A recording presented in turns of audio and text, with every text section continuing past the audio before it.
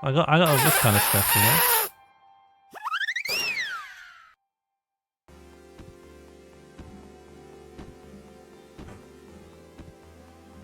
Pete Leaks has said, not much to see or do and not signposted. Very good to see you go. Needs more thing like a horror bit. Dominic Cummings has responded with, not much to see or do and not signposted. Very good to see you go. Needs more thing like a horror bit. A walking clock chimed in with, not much to see or do and not signposted. Very good to see you go. Needs more thing like... We're trying to... Harry, we can't hear your bell. Your bell's really not coming through, and your voice is coming through so clearly, and we can hear each other perfectly. Hang on. We'll try something else. Hang on. Harry, we can't hear your bell. Is this bell audible, Sean? Now, the thing that you're being hoisted by here is Discord has some of the most incredible... I'm so...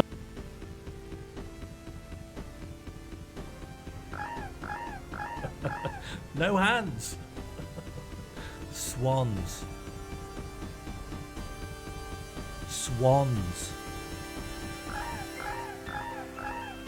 I can control all the buttons with my voice. Heck. I don't know what I want that for. I don't know what the use. Let me show you the command I put in as a test. It should just make an explosion sound. Know how to use, play, or interact with City Skylines, and so Episode 0 will be as much a collective learning experience as it will be one to debate the fundaments of 21st century urban design and the kind of society we'd want to encourage with the placement of buildings. Hello. Timer complete. Oh, am I?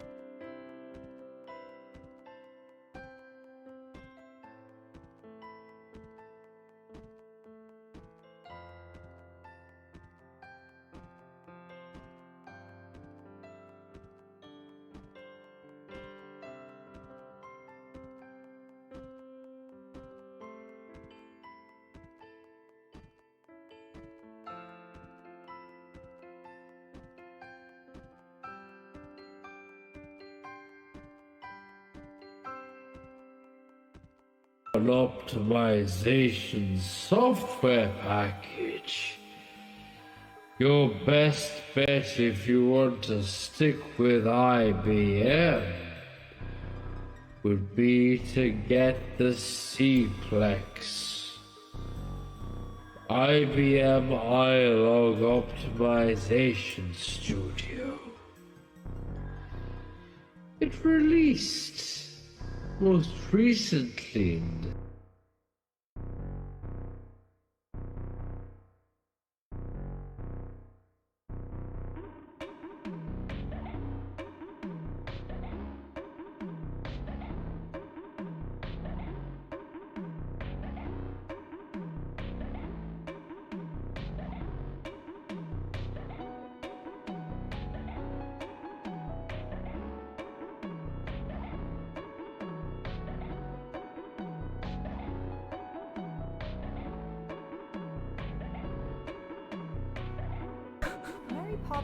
It hadn't occurred to me this would happen.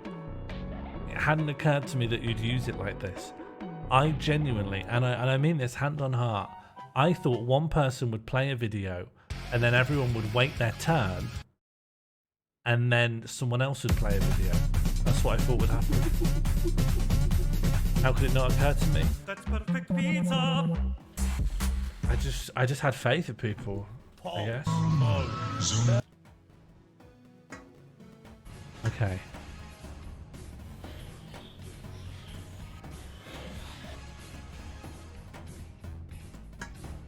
An unforgettable luncheon.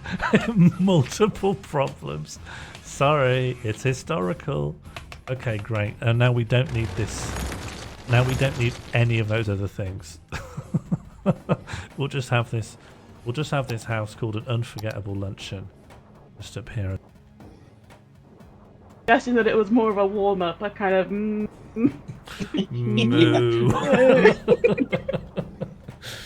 Or just a jazz cow gave the answer. Is that I what we're think suggesting? the story of it is they said moo nervously, and to play it off after the answer, they went bebop to try and post hoc contextualize the moo as scatting. Yeah, it was one of those things where they'd not spoken all day. It was the first time they were in conversation with a person.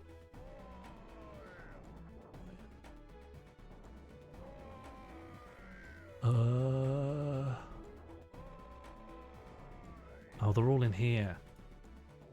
They're all in this.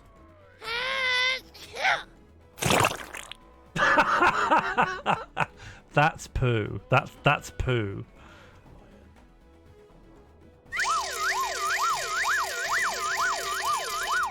I got all this kind of stuff, you know.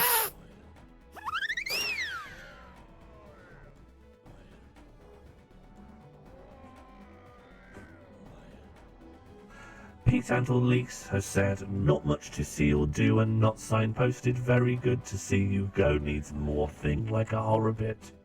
Dominic Cummings has responded with, not much to see or do and not signposted. Very good to see you go. Needs more thing like a horror bit. A walking clock chimed in with, not much to see or do and not signposted. Very good to see you go. Needs more thing like Egg. No hands. Swans. Swans. I can control all the buttons with my voice. Egg. I don't know what I want that for. I don't know Egg. what the use. Let me show you the command I put in as a test. It should just like make an explosion sound.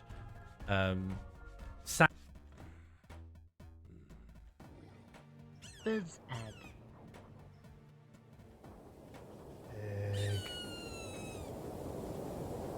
Biz. I'm speaking to you at what I know is an increasingly challenging time. Egg, egg, egg, egg, egg, egg, egg, egg, egg, egg, egg, egg, egg, egg, egg, egg, egg, egg. It's some of that lovely Dr. Play. Just so to have the opportunity to serve the country I love. I'm sorry. Okay. Egg. An unforgettable luncheon. Multiple problems. Sorry, it's historical. Okay, great. And now we don't need this. Now we don't need any of those other things. We'll just have this. We'll just have this house called an unforgettable luncheon. Just up here. What's this? That's a toll booth. Toll booth. These are toll booths. Toll booth. Toll booths. Toll booths. Booths. Booths. Toll booths. These are toll booths. These are toll booths. No, there is windmills. I got a windmill mod.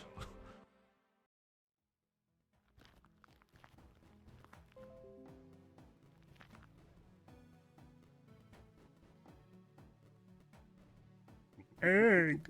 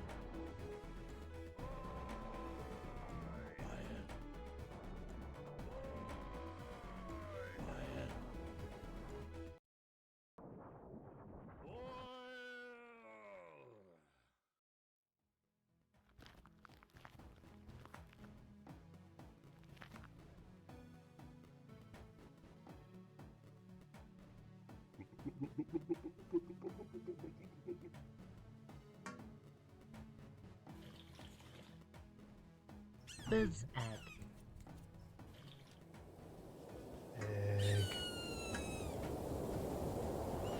I'm speaking to you at what I know is an increasingly challenging time.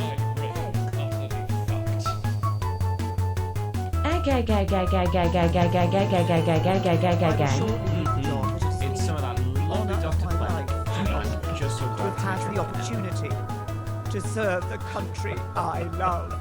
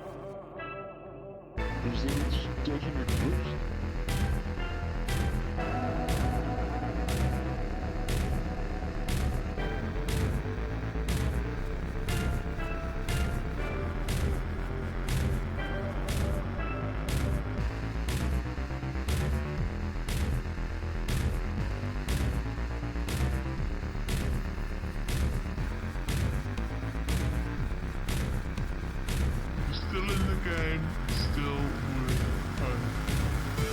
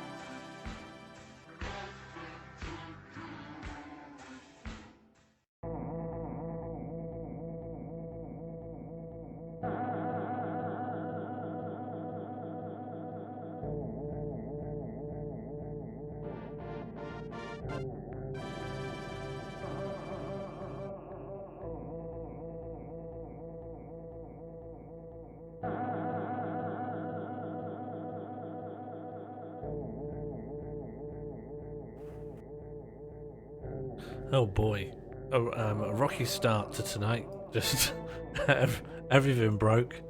But I think that's good. I think that's in the spirit of the heat. I think that's in the spirit of the stream. I think, in fact, in many ways, it's just completely spot on for how things are. Hello, welcome to Summer Morley. I am here, and I have changed. How are we? Hello, Maggie. Hello, Almond. Hello, Ed Fiasco. Hello, Bird. Hello, Jam. Hello, Josie Russell. Hello, Reception Music. Hello, Mighty Fighty. Hello, Buzz Josie. I think that's everyone. Everyone who's brave to chat. Hello, Summer. Still in the game. Still I've gotten some new lit clothes. Hello, Wick Dawes. Hello, Wick Pete. Hello, Josie Hypatia. I impulsively. Oh, is it still going? Sorry.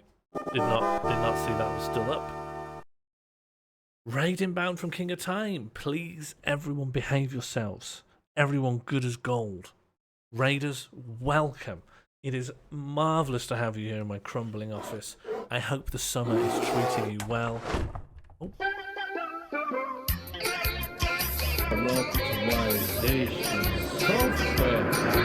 Thank you so much for triggering the welcome bell. I love seeing new faces in the chat. And I love to see this community grow from strength to strength. Okay. Look for is when Town on works. I open Charlie Place because Regina Summer whatever for capitalized many year that exclamation mark hat your if shit exclamation mark look up fab laughing art to steered pass to so exclamation mark cat former to your wait up source. Hello Arid Tracks. Look for is when Town on works. I open up Charlie Place because Regina Summer whatever for capitalized many year that your hat if shit look up fab laughing art to steered pass to cat former for your wait up source. That was the darndest poem I made for the stream chat. I like it. I mean, having read it through twice in absolute dismay, I really feel like it did live up to the spirit of Marcel Duchamp. Thank you, Maggie. The way I achieved it was I just put a shaver against my head for a while and then stopped. And then when Jam got back and saw it, she said, I'll tidy that up if you want. And I said, I don't care. I said, I don't really care enough. Oh my god, can we get that timer off? Timer 0.1. Timer complete. There we go, timer's already complete. I don't know what percentile of a second is, but I'm guessing it's not much. I can't see the back, and that's as far as it goes, really. Add poetry. I've eaten the plums that were in the icebox, which you'll probably craving for breakfast. Forgive me, they were delicious, so sweet and so cold. Very nice poem there. It occurred to me recently that we've never used a randomizer to roll a random Josie, which seems like an opportunity missed. Buzz Josie, it's right there. It's an open goal. You may have now seen the first of the new Welcome Bear welcome messages. We have 3 new Welcome Bear welcome messages. And I also entreat you... Oh. Thank you for triggering the welcome bear. I love to see new faces in the chat, and I love to see this community go from strength to strength. Thank you, Margaret, for triggering the welcome bear. I love to see some new faces in the chat, and I love to see this community go from strength to strength. There is a lot of strength here. I'm very happy with the amount of raw brawn on display. And of course, my DMs are always open. If you want to be one of the people who is pleased to see this community go from strength to strength, by all means, send me a preferably landscape video of you just saying the lines. And if you need to know the lines, it is... Thank you so much for triggering the welcome bear. I love seeing new faces in the chat, and I love seeing this community go from strength to strength. You can also say grow from strength to strength, because apparently I sometimes do say that. Thank you so much for triggering the welcome bears. I love seeing new faces in the chat, and I love seeing this community go from strength to strength. I told I made Oracle do that again because he initially sent it in portrait, and I said you don't actually have to do it again because obviously it must be disgusting to eat an orange. Thank you so much for triggering the welcome bears. I love seeing new faces in the chat, and I love seeing this community go from strength to strength. Hello, Oracle. Welcome. We're just watching you. We're just watching you eat an orange. I don't know, Oracle. You seemed pretty determined at the time. I think it was a vile chomp. Oh, I'm quiet, am I? I'm coming through pretty loudly. Your device. Thank you so much for triggering the welcome bears. I love seeing new faces in the chat, and I love seeing this community go from strength to strength. According to my channel readouts, I should be coming out at a pretty... Thank you so much for triggering the welcome bear. I love seeing new faces in the chat, and I love seeing this community grow from strength to strength. It's not rare; they're actually all the same.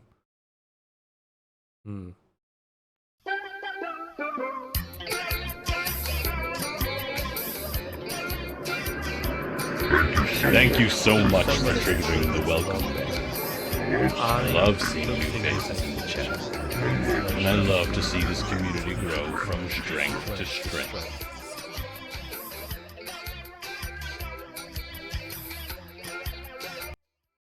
It's very powerful.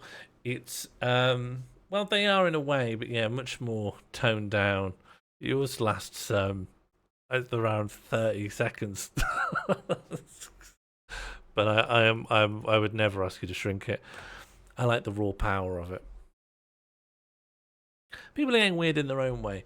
You're in a nightmare world, but Oracle ate into an orange in the manner of a freak.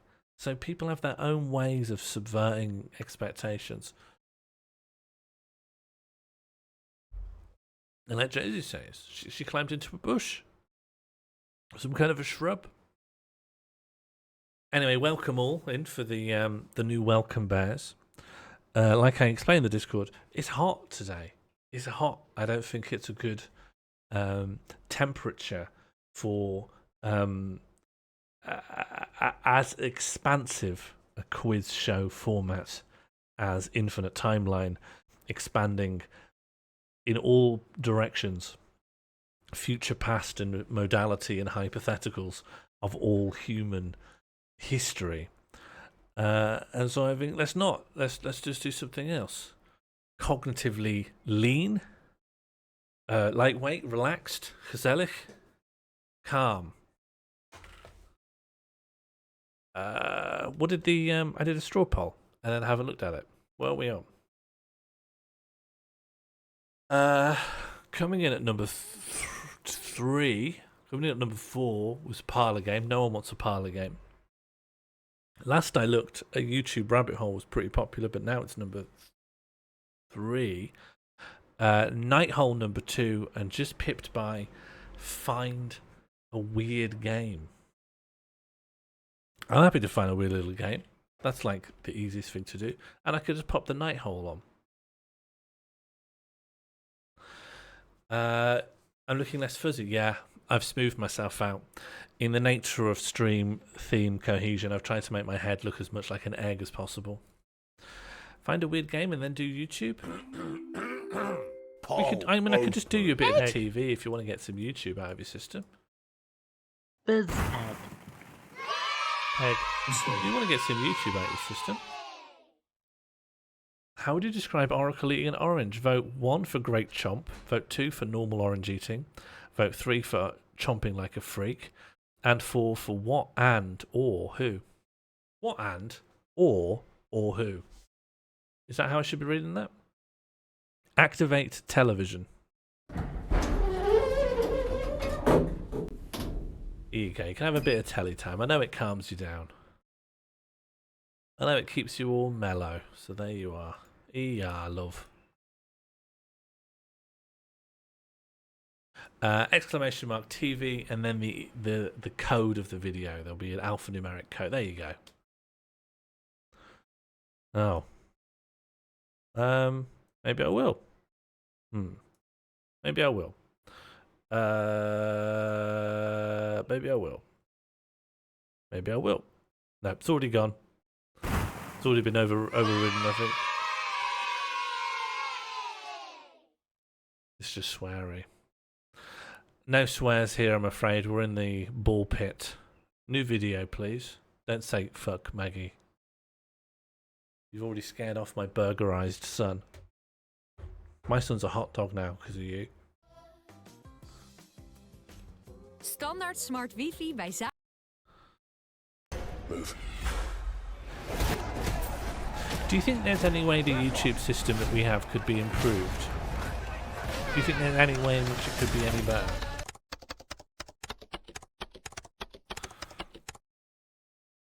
Ad blocker. I don't know how to put ad blocker in this. Poll closed. The winner is How Red? Thank you so much for triggering the welcome bell. Love seeing new faces in the chat. And I love to see this community grow. More TVs could be from good. strength to strength. More TVs is appealing. Chewy, crunchy, and delicious. You know, it doesn't matter if you choose left or right because they're both chewy, crunchy, and delicious. Know what else I like? No, what? This is a Twix advert, I think. Not that we are allowed to see it.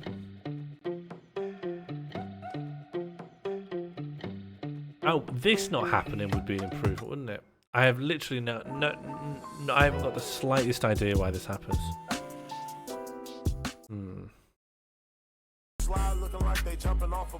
What if I just turn it off, turn the TV off and turn it on? Does it make a difference? It doesn't make a difference. No, the lack of cooldown is literally my favourite bit. Now we're back. Now it works again. No idea. Yeah, do you think I should shoot it with a big gun? I think I should smack it with the bad bit of a shovel. Find even more fun and games for your child at the CBeebies website. Look, it's Bobber. It's Bobber and Babber.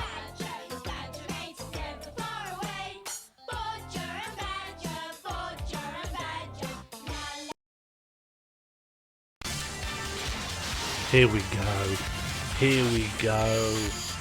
Finally muscling in on the A Good Pete cultural niche. It's time to robotically fight.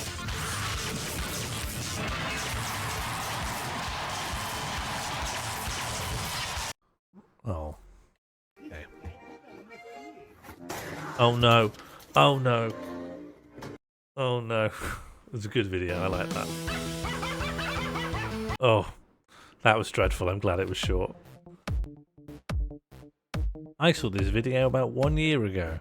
I was walking through the forest of moccasin bread when I saw a troll boy wearing tight pants. I want to own them, but can you even dance in those pants? What, tree woman? They made a move.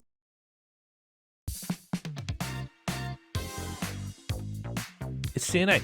That's why, not to do an advert on top of an advert. That's where I got this shirt.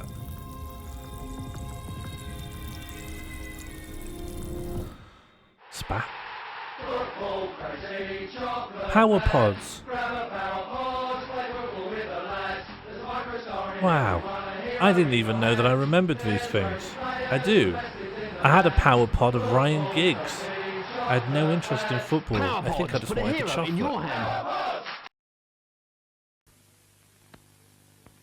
Just popped in for a new tie. No, that's P and A, I think. Or P and B. You're thinking of P and B. Oh, here we go. Here we go.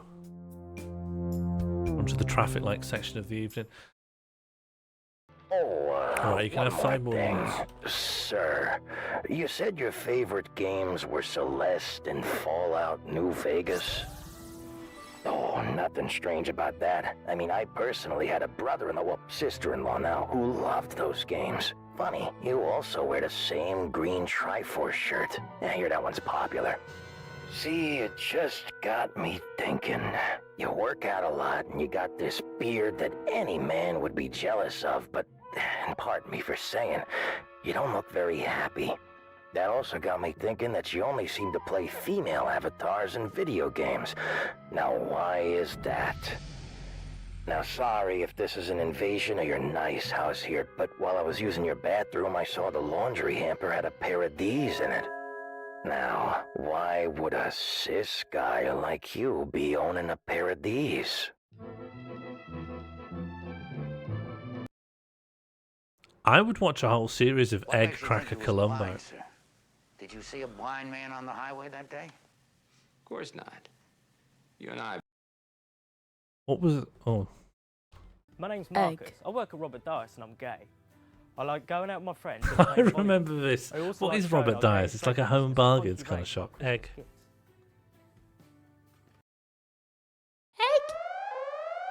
Warning! The wife, yeah. Warning! It's the wife. The wife. Any connection between egg cracking and the egg meme? Not until today. Hello, Tanny. Welcome to Look Around You. Thank you. Tanny, tell us a little bit about the piece you're going to perform for us tonight. Has anyone ever seen that a mattress? From some of my pupils. And incidentally, I'd the like mattress to sale everybody in class 4-4 that tried to did a very disrespectful 9/11 memorial tribute and mattress discount advert. Current trends in music and extrapolate from. Ah, here we go. Here we go. We all aware of the farting controversy in darts. There was a legitimate controversy about whether or not someone did a fart on purpose to put someone else off.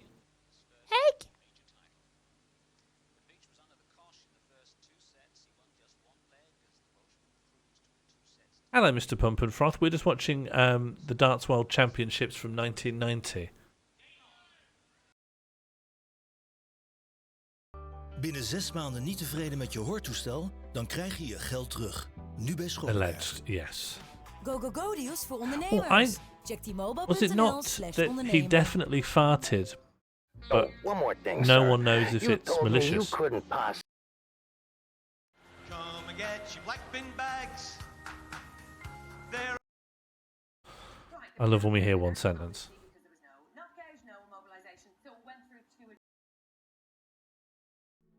What if you Oh, and a load of here we your go. internet This is friends it. started This is the saying stuff. Egg for no reason, and then you kept on saying it, and then someone counted them all. Welcome to Eggtown.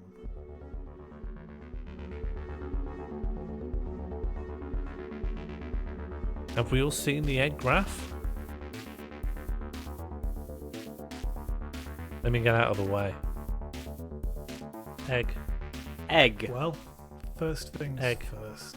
What is an egg? Biz Well, egg. that's an egg. Egg. It's like a rock that chickens Egg. make sometimes, I think. Anyway.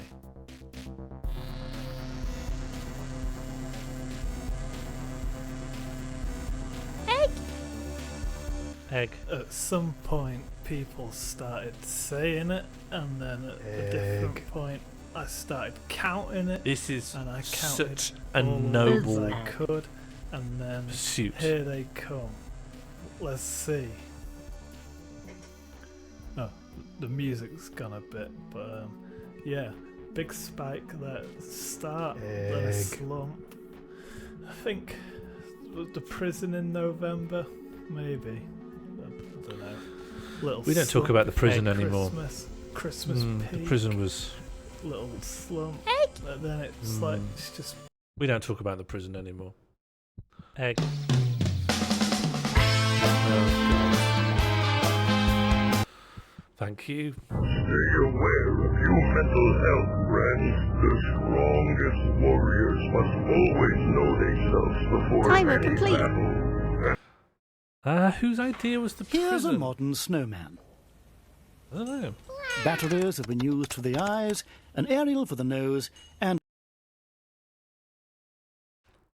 There's such a lot of mystery surrounding Ness's home. But if you got a secret thistle whistle, you might spot an Nessie of your own. I don't know if there was a prison. I don't think there was one. This doesn't sound plausible. What is this? Okay, it doesn't matter.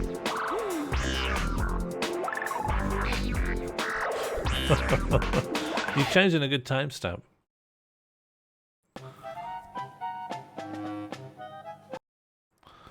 Bespaar geld op ritjes naar de supermarkt. Ontdek de lekkerste recepten en bespaar nu.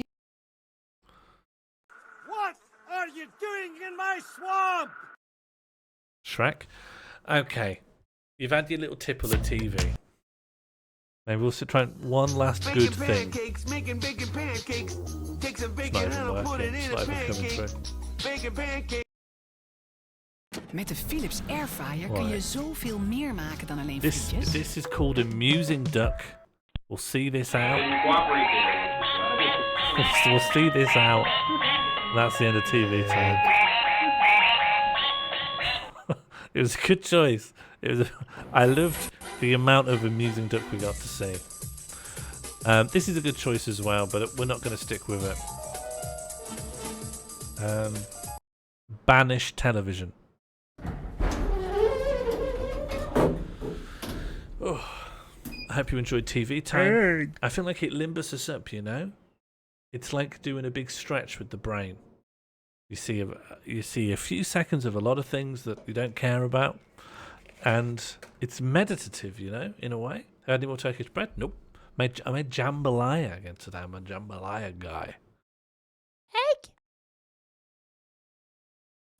And we've been going to the market, and we've been getting little snippets from Stroopwafel. We're getting little snippets. We're having it on ice cream. Oh, it's good. It's good. Jambalaya? Never. Egg. Never. Never in a million years. She doesn't know how. I've been trying to teach her. Okay. Exit desk mode. Exit desk mode. End desk mode. There we go. Egg. Games. I tell you what games I'm interested in. Tell you what games I'm interested in having a look at. Number one, I wouldn't mind looking at the demo for The Lies of P, which seems to be a Souls-like set in a French Revolution, but you're Pinocchio. You said you dig up a weird game. Oh, what kind of weird game do you want me to dig up? When I looked at this earlier, it was that was losing, so I wasn't really focused on that. You want like a weird. You want me to dig up like a grotty little weird thing. You want me to find something truly strange.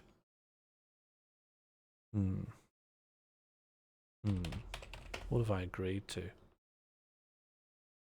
What have I got? What do I have? What is there? You have to have something sitting there that was in that bundle. We want weird little things. Do you know? I'd love some sort of demo library, some big library of demos. Let me see. Let me see what's lying around. World of Horror updates. Well, I don't know because Albrock wants something. I was just going to list all the games that I have lying around which haven't been on stream, which seem mildly interesting. But I think Albrock's got his heart set on something. What's the word? Just a strange little thing, a curio.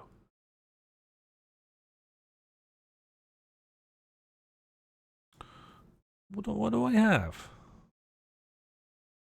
I have like too many little libraries that weird things might be in. Do you know, and somewhere I'm sure I've written down a list. Exactly, Albrot's heart is very important to me. I want to find somewhere in the Venn diagram between what Albrot wants and whatever it is I want. I don't know what I want.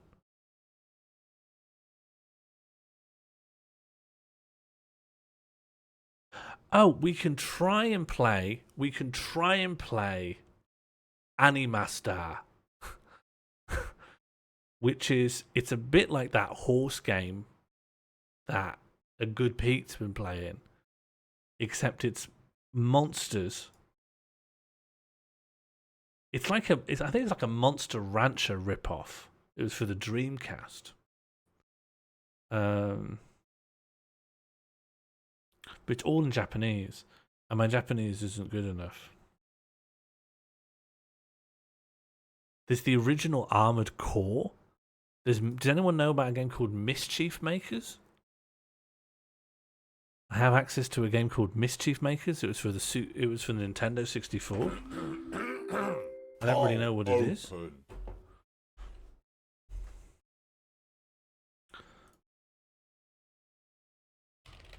Has anyone ever heard of that?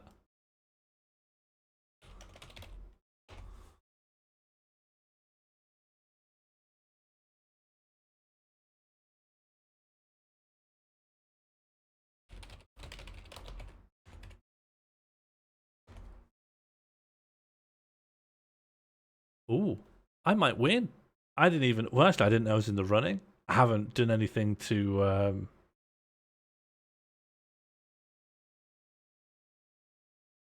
I haven't really made a speech. I haven't really made my case.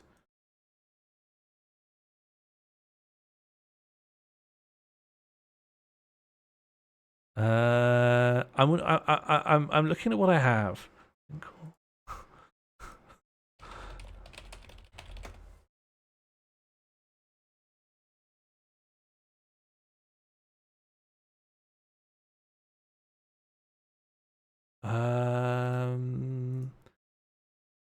And what's the fourth possible option?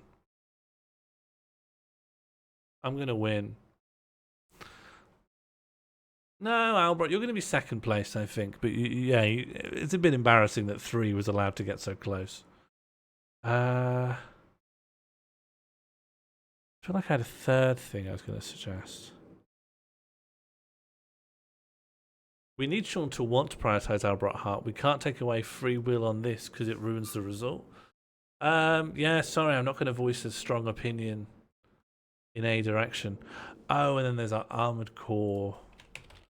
I'm interested in checking out the original Armored Core. I don't really know anything about the game series. You're a big robot, I think. This. The winner is what Sean wants. Okay. Well, what I want... Here's a bunch of games that I have that I can load up and just look, and just we'll go into that. And I'll just show you like what each one looks like. Animastar looks like this. You have some sort of weird creatures, and I think you've got to... but it's all in Japanese, so we're never really going to understand what's going on. Right, we're never really going to follow what's going on, but I do know that you can have these little creatures and you take them out to the track and you try and you try and win races or feats of some kind. Try and win the Monster Olympics. I got it when I was nerdishly trying to learn Japanese, and I thought this would help. And then I stopped because lockdown ended. I didn't want to do that anymore. Then there's Mischief Makers. I don't really know what it is or why I even have it. It's some sort of strange Nintendo 64 platformer. I don't know anything about it. I don't know why I have it, but it's an option. It looks bad. Yeah, I mean, yeah. There's also Link or Liver Story. I don't know why this is here. It's just our thing. It seems to be like it's a top-down, some sort of top-down RPG for the Sega Saturn. Then there's Armored Core, where it's a big robot, and I think the first thing it gives you to do is like kill strikers who are striking for pay. It's in a future dystopia where you're an absolutely immoral gun for hire. But if you lose a level, you just lose money. Everything you do costs money, and you can bankrupt yourself in the course of play.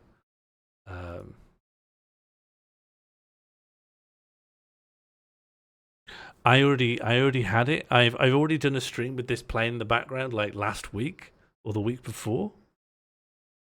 I just had the radio on and didn't explain. Sean, do you have Power Shovel? No. Power Shovel game. Have you played Diaries of Spaceport, Jansen? No, I watched Mono stream it. I know what it is via. Ooh.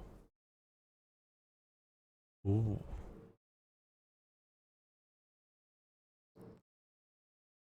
I don't.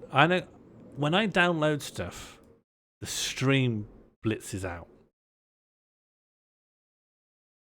I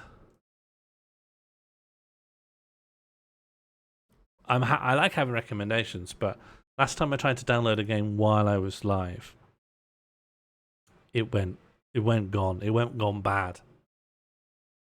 I would like to play a weird little game. I just have limited things right now. And earlier, I did peek at the results. I was thinking, well, that's not going to win, so I don't need to think about that. It's going to be YouTube mode or Nighthole mode. And then I've come here, and now it's won. So I didn't really think it all through. Armored Core is probably quite repetitive. It's going to be like some kind of skill-based, robot dash timing thing.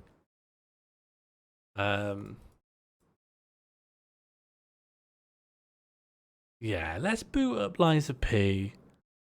I never play demos of my own volition, but taking a little peek at a little demo feels like low. What's the word? It's low, and it's just low.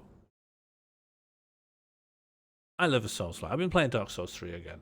I'm always at home with a Souls-like. It'll make me happy. And at the end of the day, it's actually selfish of me not to consider what would make me happy.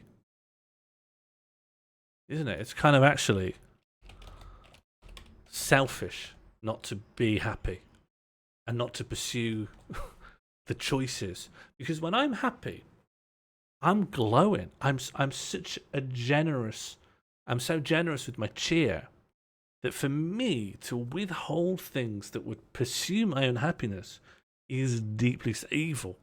Definitely immoral. Definitely in some sense immoral. Ayn Randley. Is that what Ayn Randley used to say? Aesop Randley. Right, let's take a look at this thing. I would like to get a little freak hole going. I did ages ago, one of the initial outlay for the stream schedule was that Friday nights was freakish little games. And I have a list of stuff squirreled away of truly banana-ified games. Tonight it's hot and I don't have anything. And I'll pop on. I'll pop on the oh no, what am I gonna call the hole? I'm worried it's got to be called the pee hole. I'm not happy about it, but it's just the most logical thing to call it.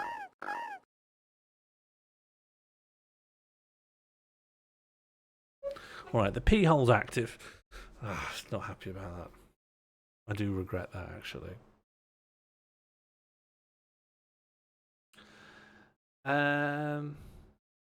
Okay.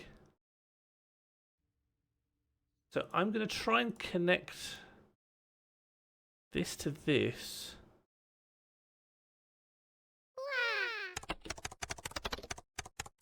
It's not spelt like that. It's not spelt like that, Mighty Fight. It's can you rein that in? It's just P the letter. It's the lies of P. The game's not called the lies of piss. It's the lies of the letter P.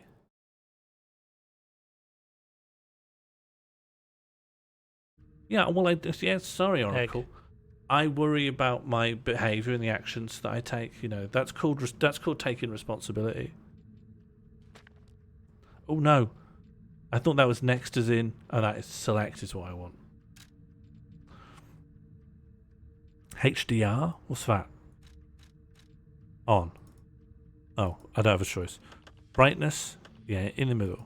Contrast? I don't have a choice. Cool. I have. Yeah, peel it all and then have the segments completely individually. Yeah, that's the only way I do it.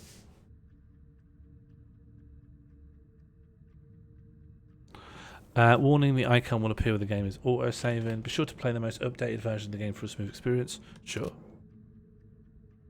Functions and text in the demo... Oh, it's gone. It's over. It's ended. No, I when I have an apple, what I do is I grab the entire apple and then I just sink my teeth in it. But with an orange, you can't do that because the rind isn't pleasant. So what you have to do is you have to remove that rind, and then it falls apart. It's almost like a Terry's chocolate, like a Terry's chocolate orb. It falls apart into these segmented, these discrete units of orange, and that's incredibly convenient. To bypass that convenience would be the height of insanity. Thank you, Mighty Fire. I'm glad that that's clear to everyone now. What do you have knife as? I don't know.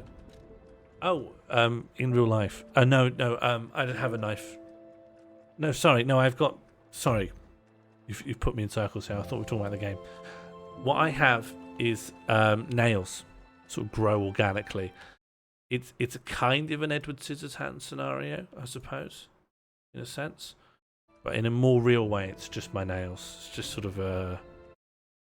I don't know what nail is, like sort of a chitinous material that just kind of emanates from my fingers. Let's check out the settings. HUD? Yeah, 100% we want. Do we want a HUD on? HUD on or HUD off? No, you're too interested in reception music. Is that no HUD? Yes HUD. 2 for yes HUD. Got 2 HUD lovers in, 1 HUD denier. It can be cool to turn the HUD off. It can be cool. It's like taking the top of a car off. Well, let's see. Is there a partial? No, it's on or off. Okay, let me just try and tally up these votes. So we got... Hang on, let me see if I can get borderless window mode. Yeah, but big window mode. Big window. No. Hang on. Paul. Borderless screen. The winner. Real gamers say no to HUDs. This. Winner is the piss hole. That's not true. Mighty Fighty, I want to override that. The HUD is the heads-up display, so when you're playing a game, it shows you how much health you've got and how many coins you've picked up or whatever, or like how many bones you've broken in your hand. All that's HUD. It's just the interface stuff that's not in a menu. It's just out on the screen when you're trying to do stuff. A lot of people like turning the HUD off, even though you don't know how much health you have. You can see like shadows, or you could see a cloud. Part 1. HUD. This is important. This is going to affect the whole shape of the play. Audio? No audio. No HUD? Yes HUD. Yes HUD. Okay. The pollen's looking good. until Red does that. Part of me thinks I should disallow people to vote for the blank options, but it is funny. It's like a reopen nominations. I respect it. Motion blur? Heck no. Blood? We can have a little bit of blood.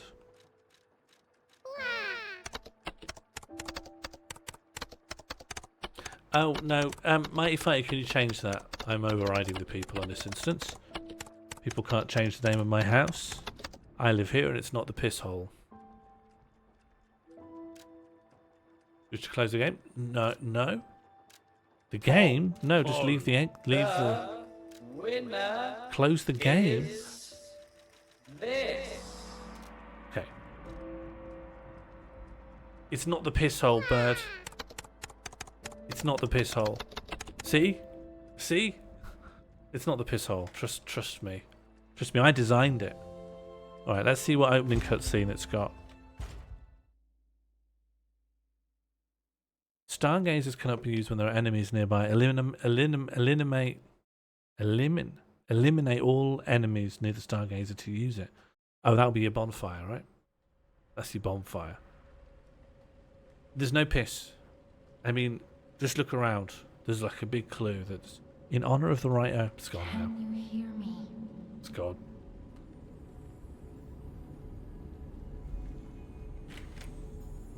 It's not. It really isn't. I'm dry as a bone. Geppetto's puppet.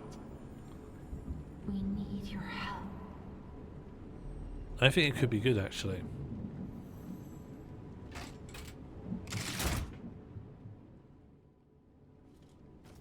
Well, we all know there's no lies with a lovely can of Dr. P. And of course, thank you for all their sponsorship, without whom none of this would be possible. Okay, here I am. I'm P. Pisnocchio. Oh, I'm a twink. Okay. Yeah, Dr. P. Just the letter. Just the letter. It's like an initialism. There you are. I've been looking all over for you. Is the audio okay?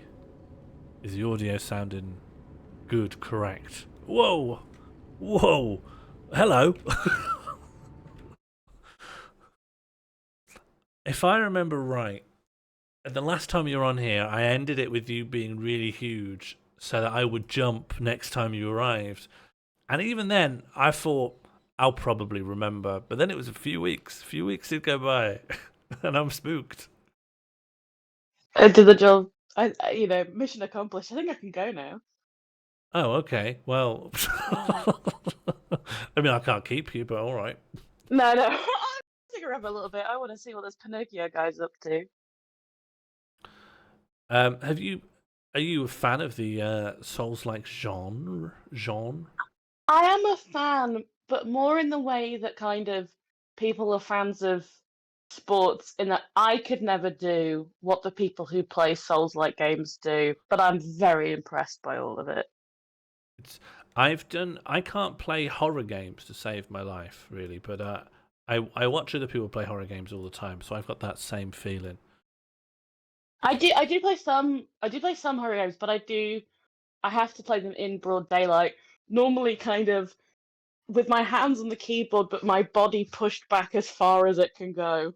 I used to in the house that I lived with Mono in, or maybe the house before that I lived with Mono in. I'm trying to put you into the UI like you're at one of the items.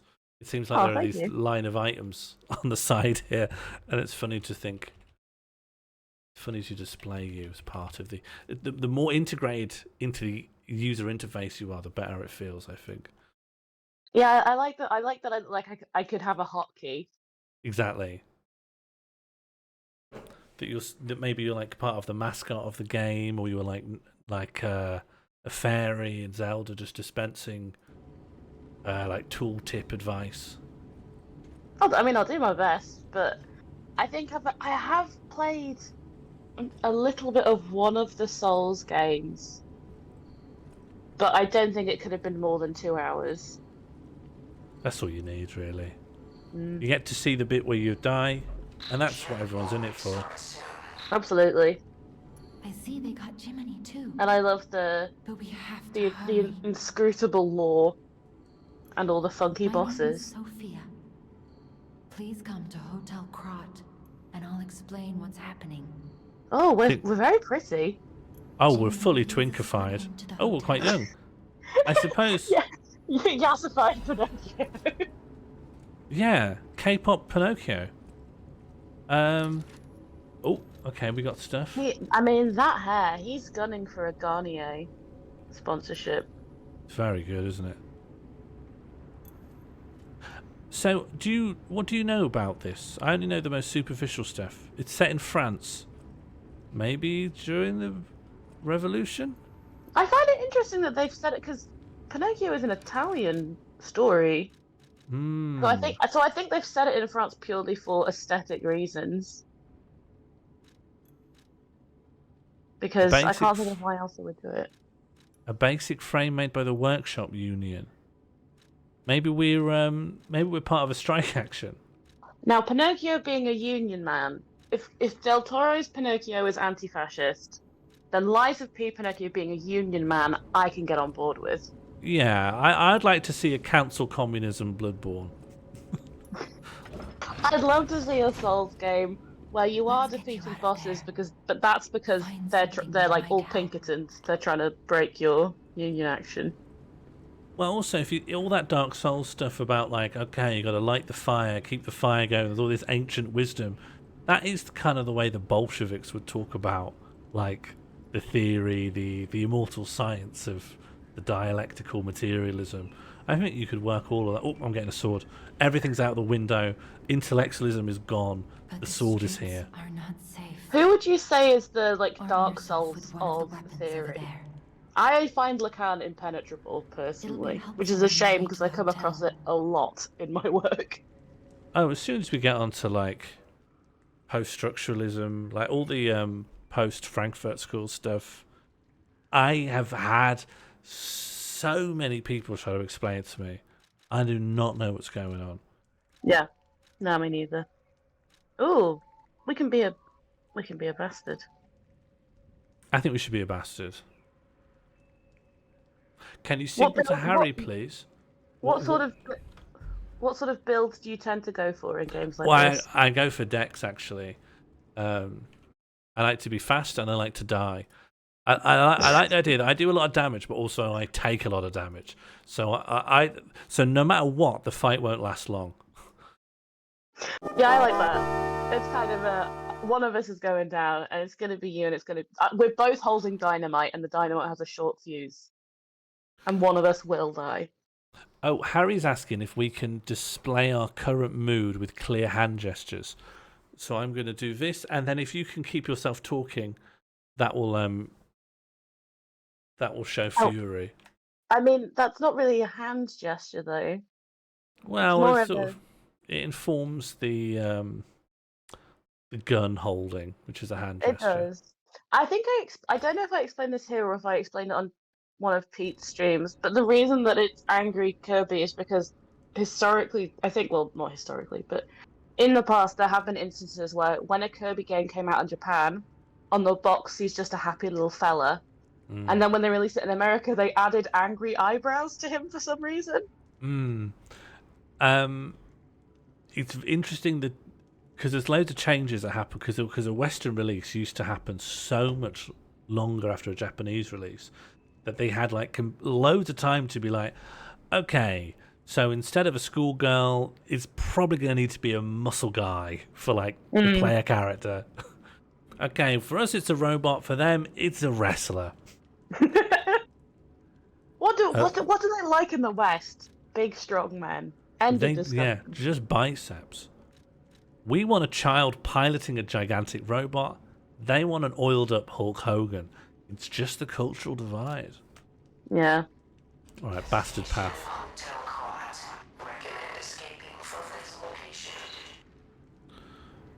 Destination Hotel Krat. I think I'm going to get... I mean, I've got a sword now, so I'm just happy. How familiar are you with the Pinocchio story? Ooh, what, like the OG Pinocchio literature? Yeah. Well, I know the Disney movie. I don't remember it well enough because all of my Disney consumption happened. I was a Disney child. Not in that I liked Disney, but that was the age I took any of it in. I had Return of Jafar on VHS. That was my biggest Banger. Disney. Is it? I don't think it's considered I very know. highly. I think it's banger. I don't even. I only remember that Aladdin's dad is in it, and that's enough for me. So Pinocchio, the thing I like about Pinocchio is that there's this island, not an island, there's like this abandoned fun park where loads of children go and smoke cigars and then they turn into donkeys. Yes. Is it called Pleasure Island? I'm sure it's... I think it's Pleasure Island. And then the idea is that kind of they become morally corrupted through smoking and gambling and drinking. And then they turn into donkeys in a slow, agonizing process during which they are conscious the entire time, and you see one of the poor boys crying out for his mother, and then they're sent to the salt mines to labor until they collapse. Yes, they're like fundamentally transformed. There's an interesting... It's arguably one of the most Christian messages, because a lot of them are drawn so much from like folk tales and fairy tales and Brothers Grimm that just kind of, I don't know, feels writ large with a kind of yearning to return to paganism. But this one's like fully a locust has put Protestantism into you. Is Pinocchio the waspiest Disney movie? I don't know if I'm qualified to speak on that. It has to be Catholic, though. I think that with that much Italian going on, it just has to be Catholic. That's a very good point. I mean, I don't know. I don't think I've ever read the original story. I do know that it's at the end of the original story, or at some point, Pinocchio is hanged. Ooh, won't work on a wooden boy, though, will it? It wouldn't work on a wooden boy. Or so one might think. Ed has joined us. Hello, Ed. Hello. Hello, Ed. How are you doing? You're a little quiet, so I'm going to see if I can boost you. How's that? I can speak a bit louder as well. You shouldn't have to do that, not in 2023. Let me just roll your slider up. Thank you. Hello, everyone. Yeah, I just remember being absolutely terrified by that scene in Pinocchio. I think I went back and watched that scene specifically, having watched the Del Toro Pinocchio, because his take on Pleasure Island is very different. And just a child actor giving a very good vocal performance, pleading in agony for his mother to come help him. They just don't make him like that anymore. I think they don't like to show children in such acute agony these days. No. No, that's the shift. Mainstream Hollywood cinema is largely anti-agony.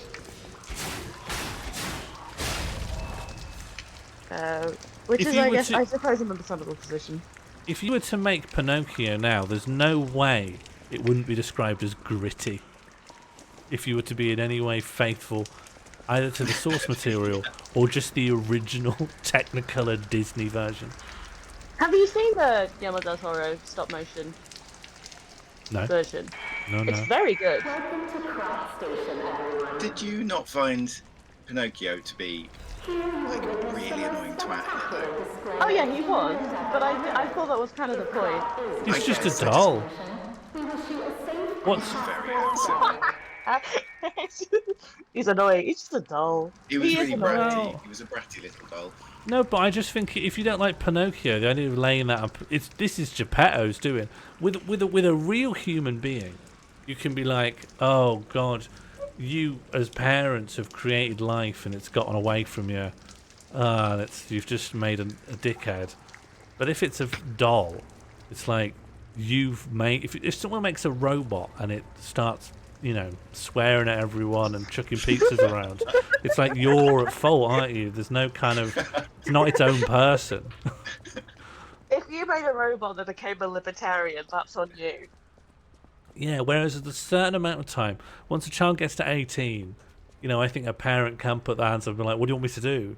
They won't listen. They're not interested. Yeah. You know, I wasn't interested. But what about if, like Pinocchio, you make a doll out of grief because you've lost your son? So, out of blind grief, you try and make some sort of homunculus, and then after you go to bed, some unknowable cosmic being imbues it with life, and then it's a dickhead. Whose fault is that? Well, it depends, because if it really is just a simulacra of your child, and then if it has any ability to animate itself. Hello, Natalie. Ooh, 2 years subscriber. Congratulations. If it is in any way accurate to the son who passed, and then when it's animated it's a dickhead, it does imply that first son was probably a bit of a knob.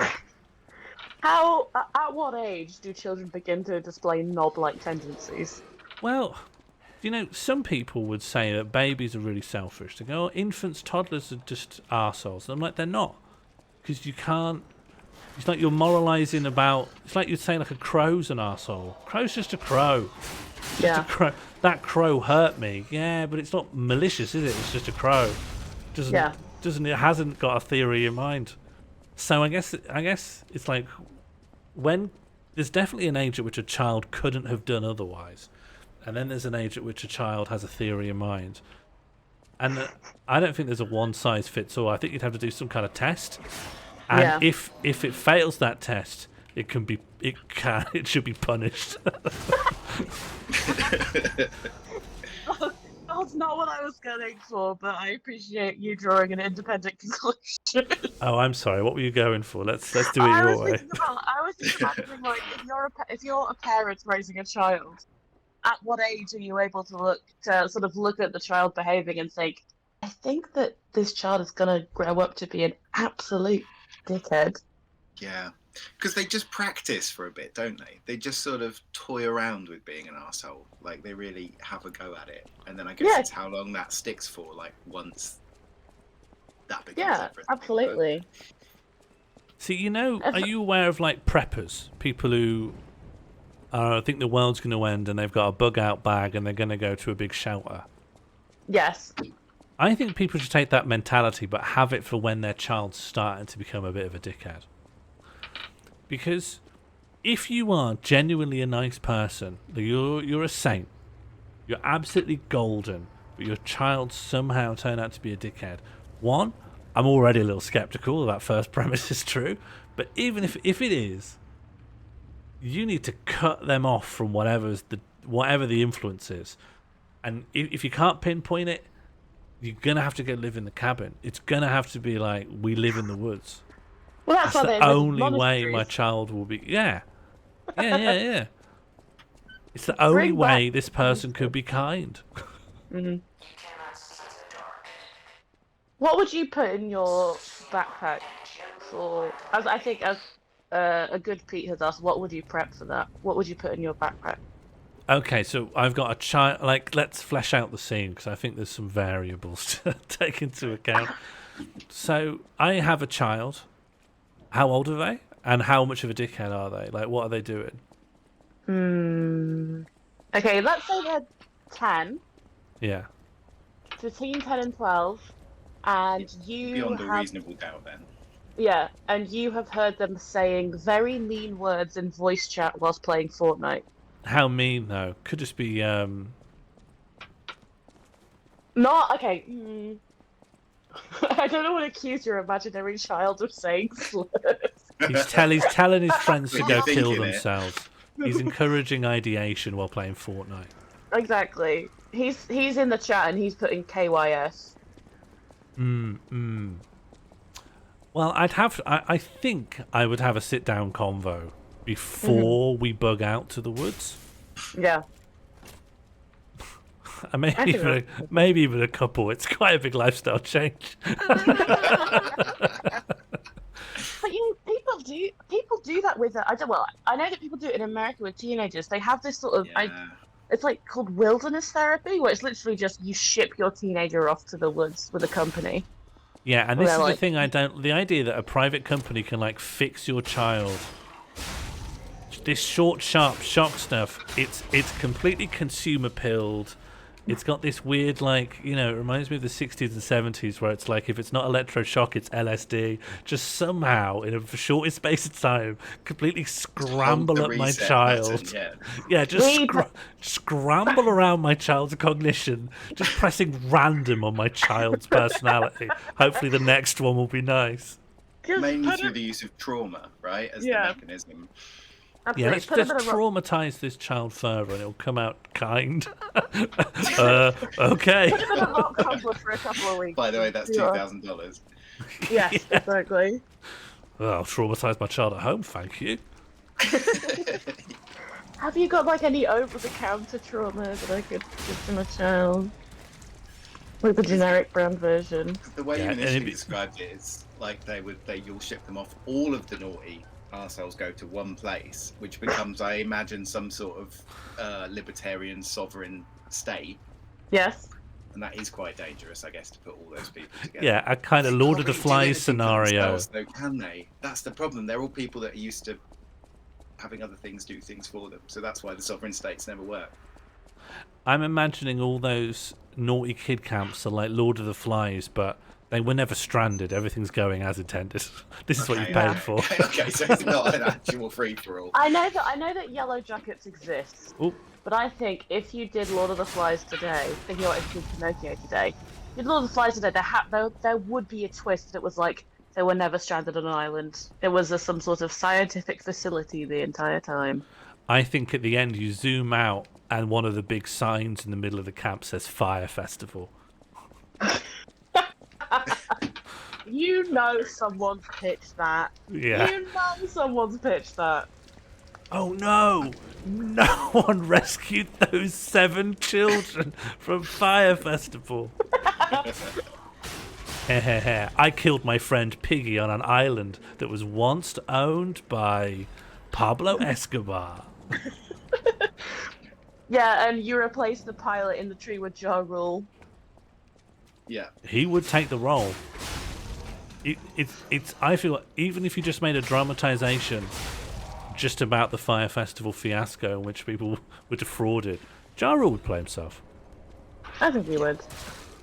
Did he? I didn't watch either of the documentaries. I only saw the memes, so I don't know if he featured. Oh yeah, heavily. Ja Rule is.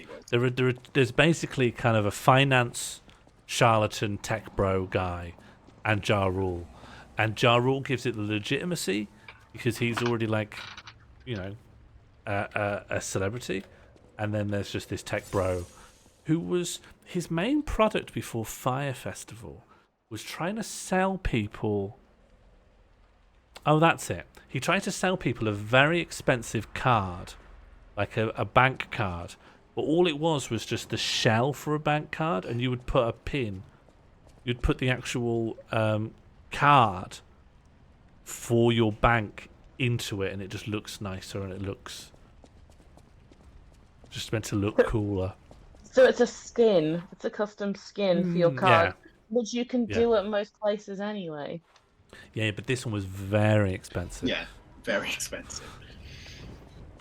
I've never heard of this. Well, it wasn't very, you know, he then span off and became the Fire Festival guy, so it is, ooh, a cop.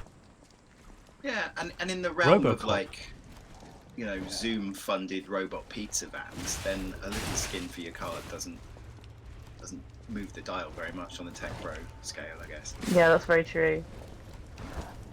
I mean, like, when we're in the world where there's that guy who's swapping blood plasma with his son and his dad in an attempt to make them all look, I don't know, smoother. A sort of funky little card that you don't really need is kind of tame. But obviously, also, it's equally mad that particular venture would then give you the confidence, with no prior history in events, to put on a highly ambitious, silly festival with about a third of the money you needed to do it. Yeah. Ooh. And a bunch of naughty kids was the rule. Congratulations. I mean, it'd make a hell of a battle royale map.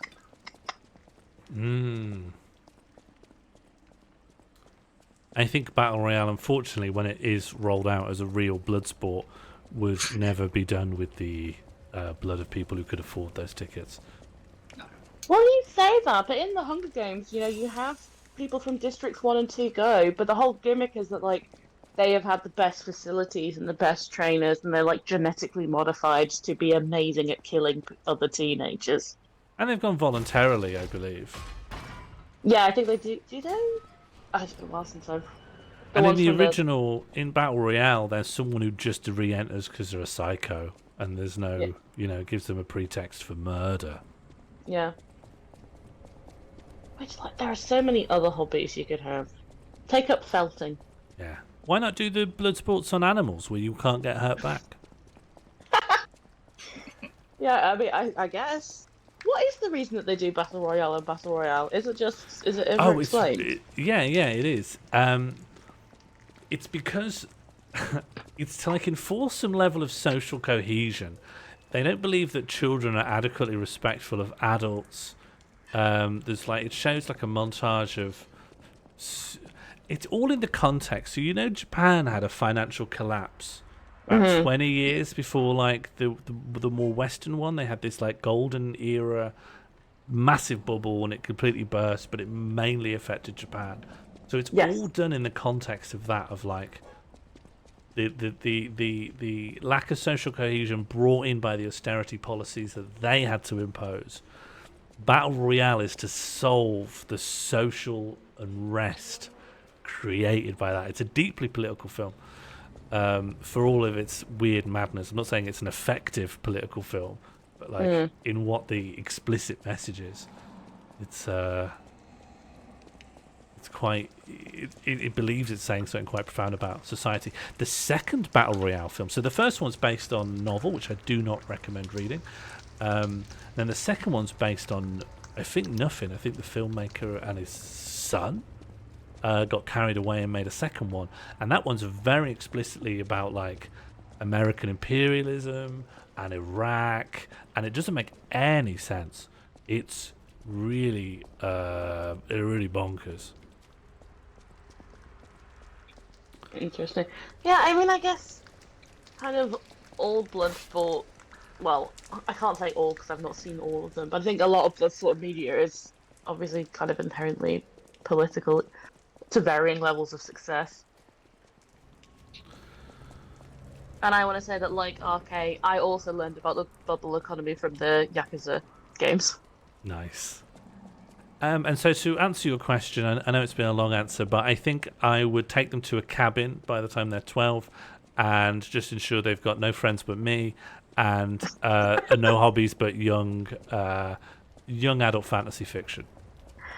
Have you seen Captain Fantastic?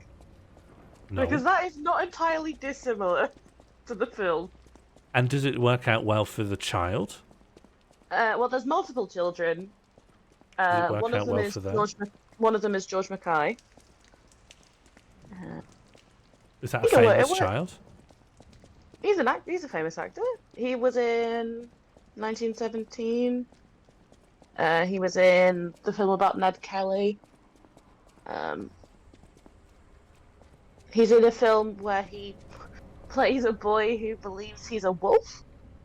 Okay. He is not a wolf, he just thinks he's a wolf. Where did you get that idea from? I don't know, the internet. It would be, wouldn't it? They're all wolves now. Do you know... Have I told you about my big furry gripe? My gripe about furries? No, I didn't know, but please go on. Okay, don't worry. It's not long. Okay, and I'm worried this will get me in trouble, so I'm giving you an opportunity to leave the call. If you ready. Well, this is public forum, right? So it's due diligence of me to say, look, there's some spice coming down the pipe. So if you need to, strafe out of the way, now's your window. Okay, but you're still here, so I'm gonna launch into it. Why are they all fucking wolves? There's loads of animals. Because wolves are cool. They're not as cool. They're not as cool as the prevalence of wolves in the furry community. Have you believe? No one's a crab. No one's an ant. No one's You know, no one's a germ. No. It's interesting that no one's a crab, considering that evolution has made crabs at least 5 times. They're not all wolves, Jonesy. No, they're like 80% wolves.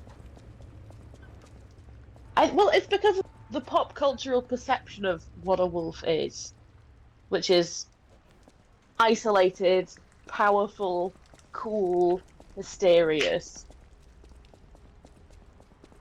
Yeah, I mean, that is undermined when you and all your friends have met up and you're all wolves. Well, then you're a wolf pack.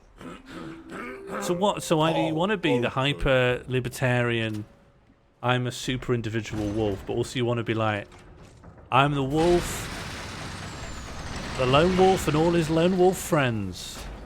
I don't know. I think Seems it's like there's tension. I think it's like I am a wolf in a wolf pack, and I am the coolest wolf, and nobody understands me. Some people are saying that they can't be a crab or an ant because furry requires fur. I have seen too many bird furries accepted by the furry community to buy that. Too many birds. Yeah, I think if you're saying that, you're not being imaginative enough. And also, you've not been on the internet long enough, because I've seen some shit. And frankly, it's an etymological argument, you know? It's not serious.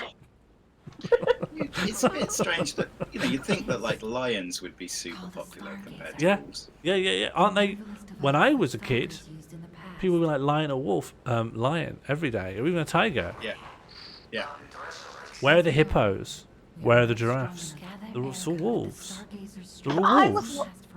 If I was walking down the street, because in my hometown, there used to be a person who would just hang out in a fursuit. And Sorry. Them. No. I won't let you talk about it so briefly. What? Did you say town? Yeah, in my hometown. I never spoke to them. Occasionally, I'd be working at my Saturday job. How big a town are we talking? How big? Did it have a train station? Yeah. Okay.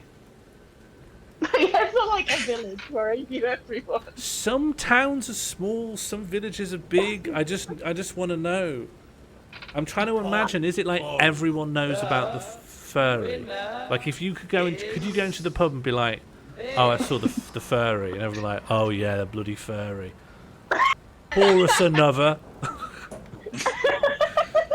I mean, you come sit down, tell us all about it. We're already talking about it.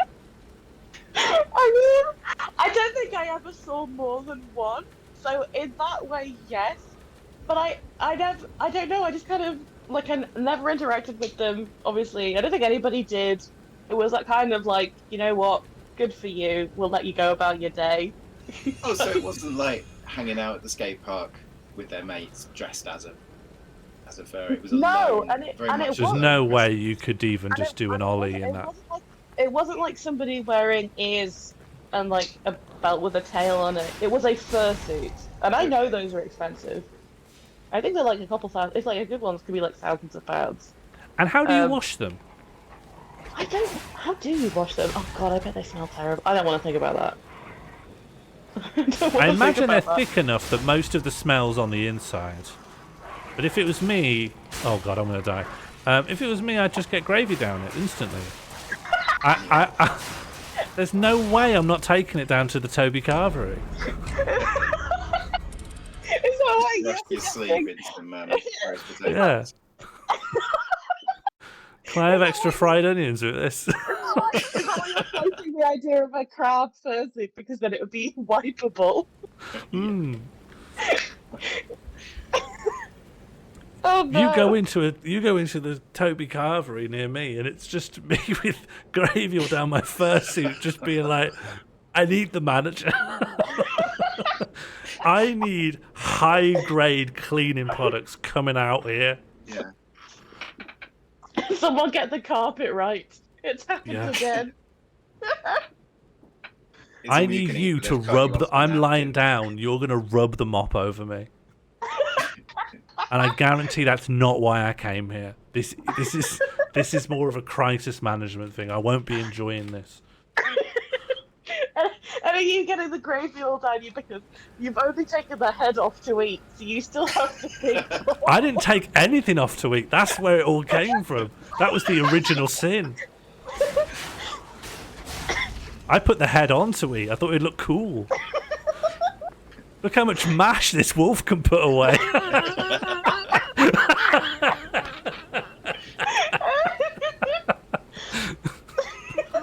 Pepsi Max running down your chin. Oh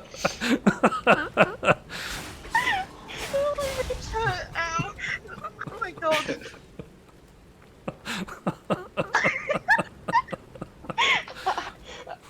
Has a furry ever gone to a Toby Carvery? I feel like I need to know. If not, Sean could be the first. I mean, I think that would be a... Every time I picture it, I get giddy. I want it to happen. But you know what? I think... we're saying this, we're outsiders of the furry community. If we were to talk to a real furry group, they're like, yeah, of course. What are you on about? It's 2023. We've been to a Toby Carvery. I'm envisioning. I know that you said you keep the head is on, but I'm just thinking normal person head trying to camping. Little head. Covered in gravy. And the head is on the table.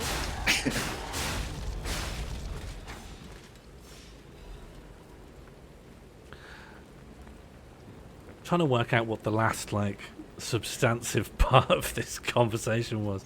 I think it's that they're all wolves. I think they're all wolves, and before that, it's a robot. Your parent has different responsibilities towards a robot's behaviour than a flesh child. I believe that's how we started. Yes. And it was also, what would you pack in the bag for the child? And it was a oh yeah, I knew there was something. I would say chew it. So my child's been telling people to play in the road through Xbox Live chat, and I'm there going, there's nothing the only thing I can use is my extensive preparations for if Russia launches an EMP on the West. And what can I quickly put in that bag? A Twix to share. I don't think that would cure him. Wow. But some of this is surely about sending your child away and assuaging the guilt in some way. No.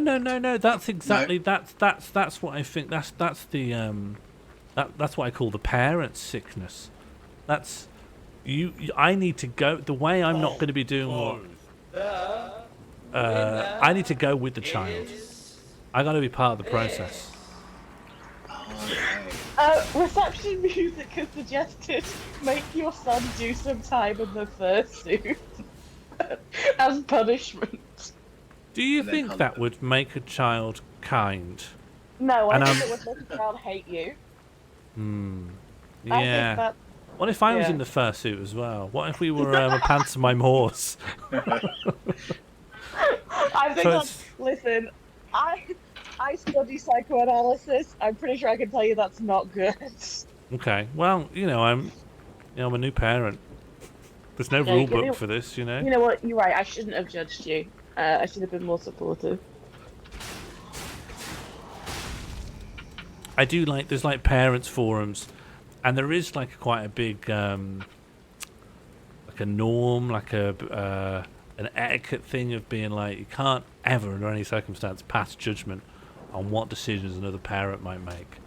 I understand that. Yeah, I understand the purpose of that.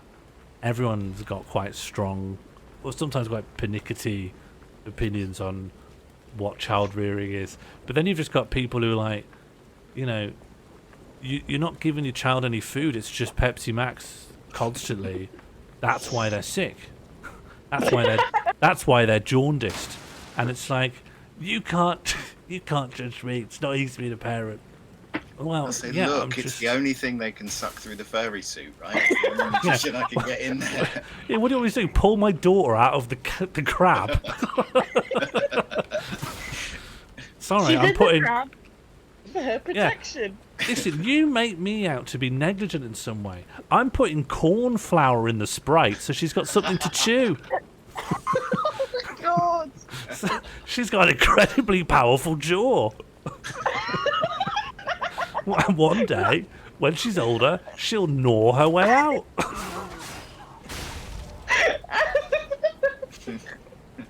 Like a crab shedding its shell, yeah. Exactly. Yeah. She's looking out, she'll have mandibles from here to Southend on Street. Yeah, just like Dr. Jordan Peterson says. Yeah, he's always saying something about lobsters. It's always about one of them, isn't it? Crayfish. Yeah. He loves crustaceans, doesn't he? He really does. And the strengthening of the jaw, just to be able to eat beef. I mean, and with the Chad memes the way they are, I just don't think the weak jaw's ever going to come back, you know? We all need to be chewing. When would you say it went away? What, the weak jaw aesthetic? Well, you said it's never going to come back. It's never going to come back. There was a time when it was popular. I think there was, yeah. In the 20s. A little dip in the 90s, maybe. No, I think the 20s. I think... you show me anything from the 20s, photography, magazine clippets, that is putting big Chad jaws on stuff. There's no way. We still, at that point in Europe, we're still absolutely head over heels with the Habsburg Empire, and they barely had noses or mouths because of inbreeding. What did Lindbergh look like? Was he ruggedly handsome? Looked like Oh, an what's eel. his face? There's I want to say his name is something bonkers, like Rudolph Valentino, and he was a early film star who, when he was like a heartthrob, people loved him, and when he died, he essentially did like lying in state. They like gave him a glass coffin, and people went to go visit him after he died, and were like trying to throw themselves on the coffin. They were weeping. If he had a weak jaw, then I will buy into this. I'm about to look it up, so we'll have confirmation of Rudolph. Rudolph Valentino. He's got the big dimple, but a fairly pointy chin. Dimples are out now, though, right? Dimples are out, but you know what? I bet Buster Keaton, I don't think he had a particularly strong jaw, so maybe he was a weak. Was he a heartthrob? He was married a bunch. Does that count? No. People loved his stone face, and they loved the film where they loved it when he was a child on vaudeville and he pretended to be an Irishman by wearing a big four-headed ball cap and smoking a pipe. Yeah, I mean that's sort of a stand-in for handsomeness, I think. No, that's not supposed to be what that is. I have to see it. I'm going to see if I can find the Buster Keaton dressed as an Irishman thing, and I'll post it in the chat. It's if any of you have seen the episode of The Simpsons where they show the old episodes of Itchy and Scratchy, it's inspired by this. It's a little mini boss, Sean. I don't know. I'm so invested in our conversation that the fact there's a game on just doesn't seem important. I was going to ask. Of course, Joseph Hypatia has seen this. Yeah. There you go. I was just going to ask because we talked about people having open casket funerals. Mm-hmm. Do either of you have your preferred burial ceremony worked out? Not burial, your... Well, what's the generic term for what happens to your body when you die? Withering? What? Withering? I've never heard that before. No, yeah, because I just made it up. It's good though. I could have believed it. No, Your funerary arrangements, the format of your funerary ritual. Ritual. Huh? Are you okay? You're kind of stumbling over your words a lot this evening. It's good, isn't it? Is it because of the heat? Something I'm trying out. It's branding, don't worry. It's just marketing. Do you know, I haven't even been that hot lately. It's more that I haven't kind of disturbed sleep because it's hot at night.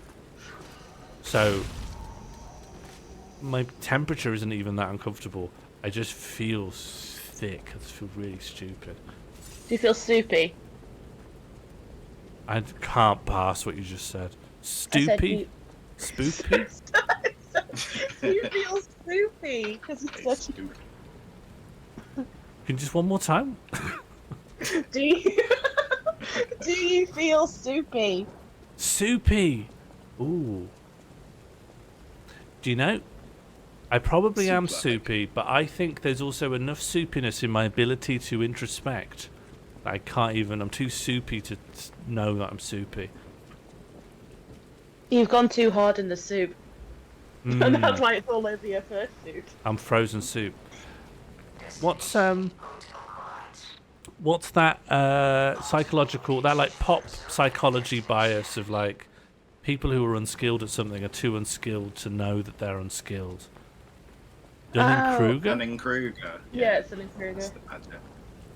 I think that's what I'm trying to evoke. I think I'm too superfied to really know that I'm superfied. So I'm trying to have an adult conversation about death and child rearing and, you know, allowing yourself to become a beast through costume.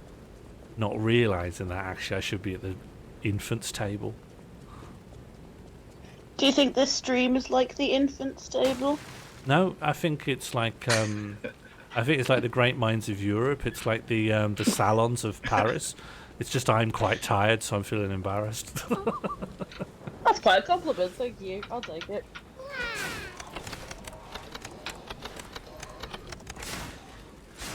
But yeah, that's probably the Dunning-Kruger as well. Yeah, absolutely. Well, I think that's gotten disproved recently, didn't it? Dunning-Kruger's like just wrong. It's just nonsense.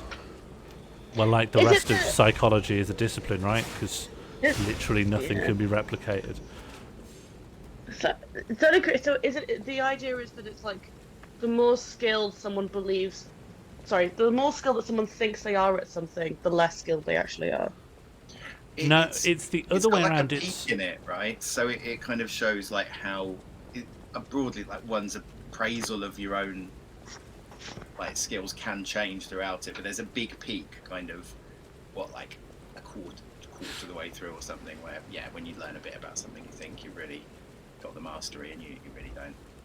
Which I think if you were ever someone who came back from your first year of university and got really political, you perhaps can relate to that idea. Yeah, and also it hits some kind of intuitive mark with people because we all know people who demonstrate the Dunning-Kruger effect. We all know. And also, you know, if you go to people just randomly, are you good at maths? You'll have some people who think they're better than their, like, stupid uncle at maths. So, like, yeah, I'm probably above average. But then if you go and talk to someone who's in the Academy of Mathematics, they'll be like, oh, no, I can think of a couple of revered minds that really would put me through my paces with regards to the noble school of mathematics. So I'm afraid I'd have to give you a far more modest answer. But they have just done, like, they know the game. They've done some extra empirical tests of being... What they did was they got a bunch of people who... and asked them to, like, rate their ability at kind of testable skills, like mathematics or, like, programming or whatever. And more or less, people roughly know where they're at, you know? Yeah. How well they came out of that test was pretty well correlated with how well they said they would do. Obviously, I think there's loads and loads and loads of variables at play, and there's lots of times we can go like, well, I knew a guy who really was quite arrogant, but that's not the same as there being a general truism about the human mind. Yeah. Anyway, that's what I wanted to say. No, that's very good. Thank you for sharing. That was very interesting. I suppose it's just like, it also kind of leans into the, you know, people don't like their bosses and they think that they're stupid. And often they are. And often they are. I think that's often the very nature of managerialism is that the people who are telling you what to do are so removed from the actual mechanisms of production that they can't actually engage meaningfully with what's supposed to happen. You got loads of management who are, because especially with everything's computerized, right? Everything's very digitized, but also workers are so alienated from their labor that everyone's doing like these little minute tasks, but having like a lot of personal information about it. So managers are always having to like be educated by their underlings on what the nature of this whole job even is. Yeah. And then the ones that do still know, they also, their job doesn't work like that anymore, right? They have to still get the thing out the thing, so they don't really care. Oh, I've met my first NPC. They're wearing a bandage. Also, I have 3 blue pips underneath my health and stamina, and I don't know what that is. Do you think we maybe talked over the bit where you learn where that is? I wouldn't assume that if you weren't talking I would have read it or took it in. I'm blocking it, but I've got a red glowing bar. That's been glowing a while, probably bad. Oh, maybe that's my weapon durability. Maybe my arm's going to fall off. Hello there. Welcome to Krat, visitor. I didn't think there were any stalkers left. You didn't hear? All this is making me think, like, are we due for a new edition of bullshit jobs for the tech era? Well, what does... Or, like, whatever the next incarnation of bullshit jobs is.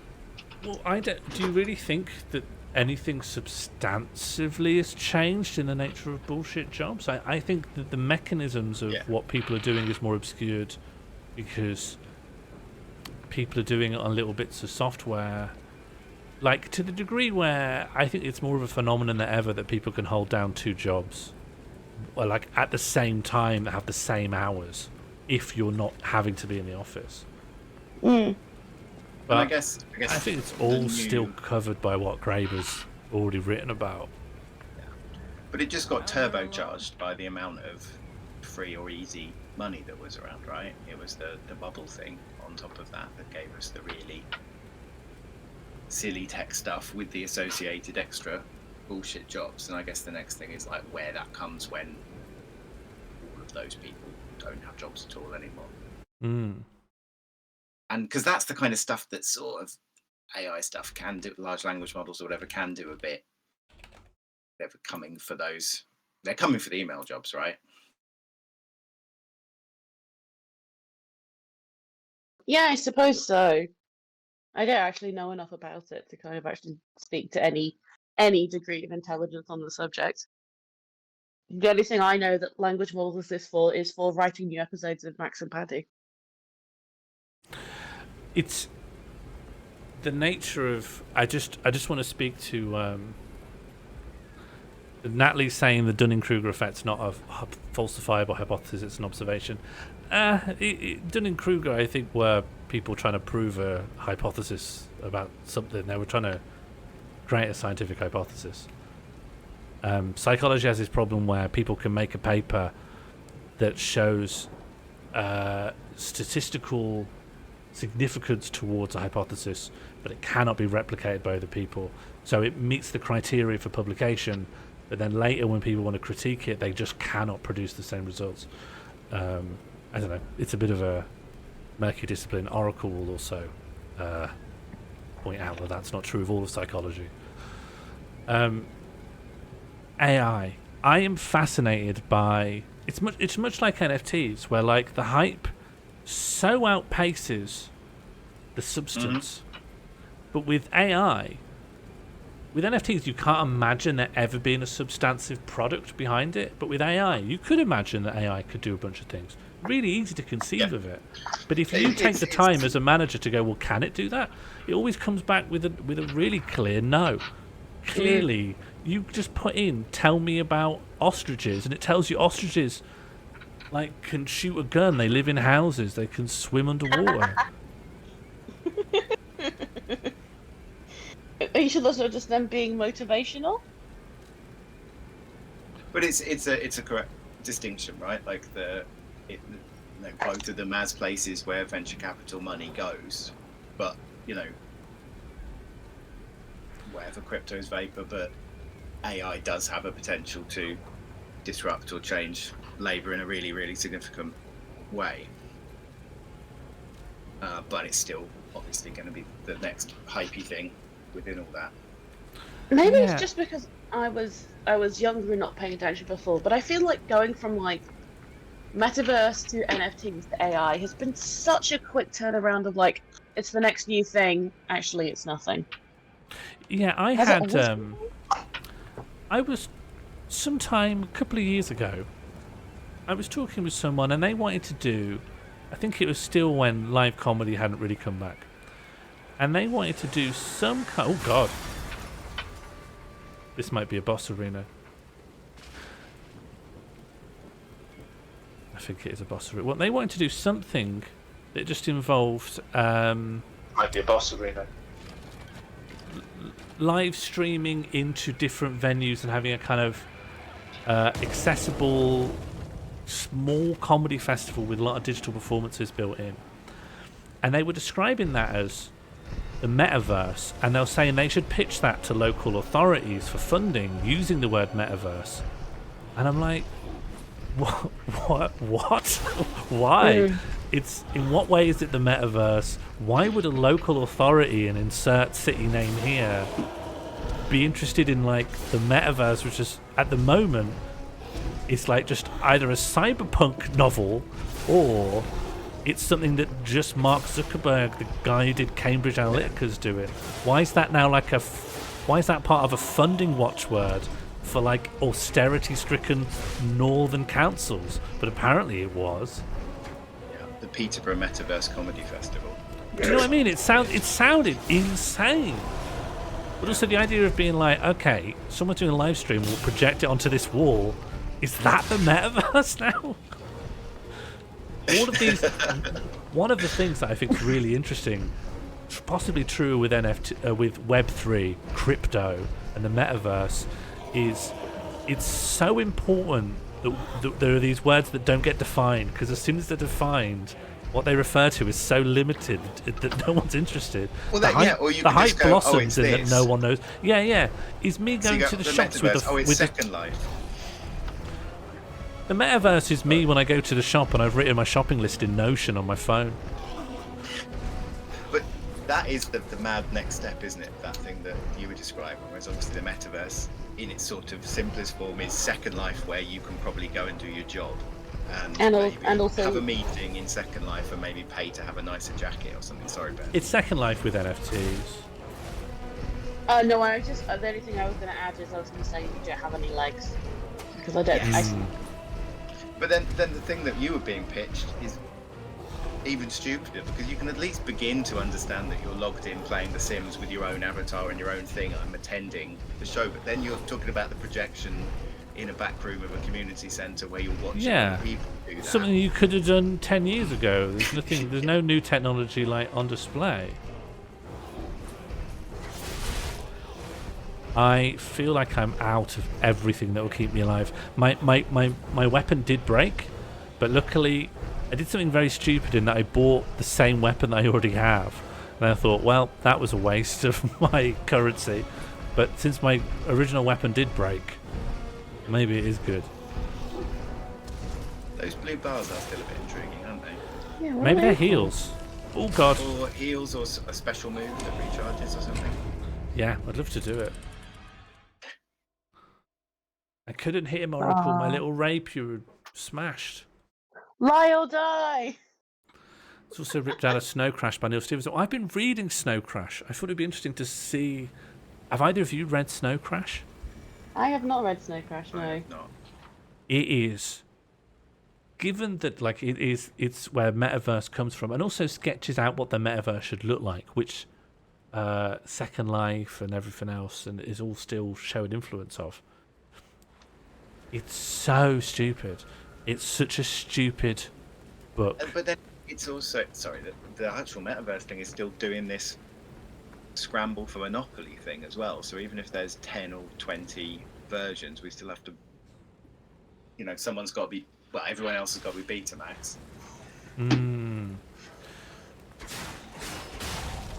Yeah, I mean, you just go to work in it. That really is what people are getting excited about. That really will be what you have to do. Will be bad.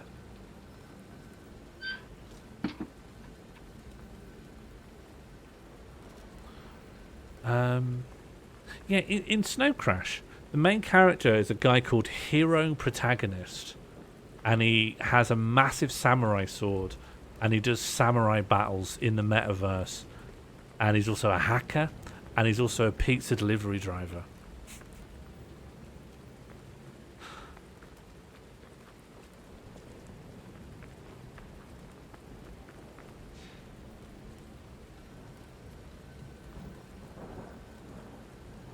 That sort of created a solemn silence. Hello? Ooh, what's going on?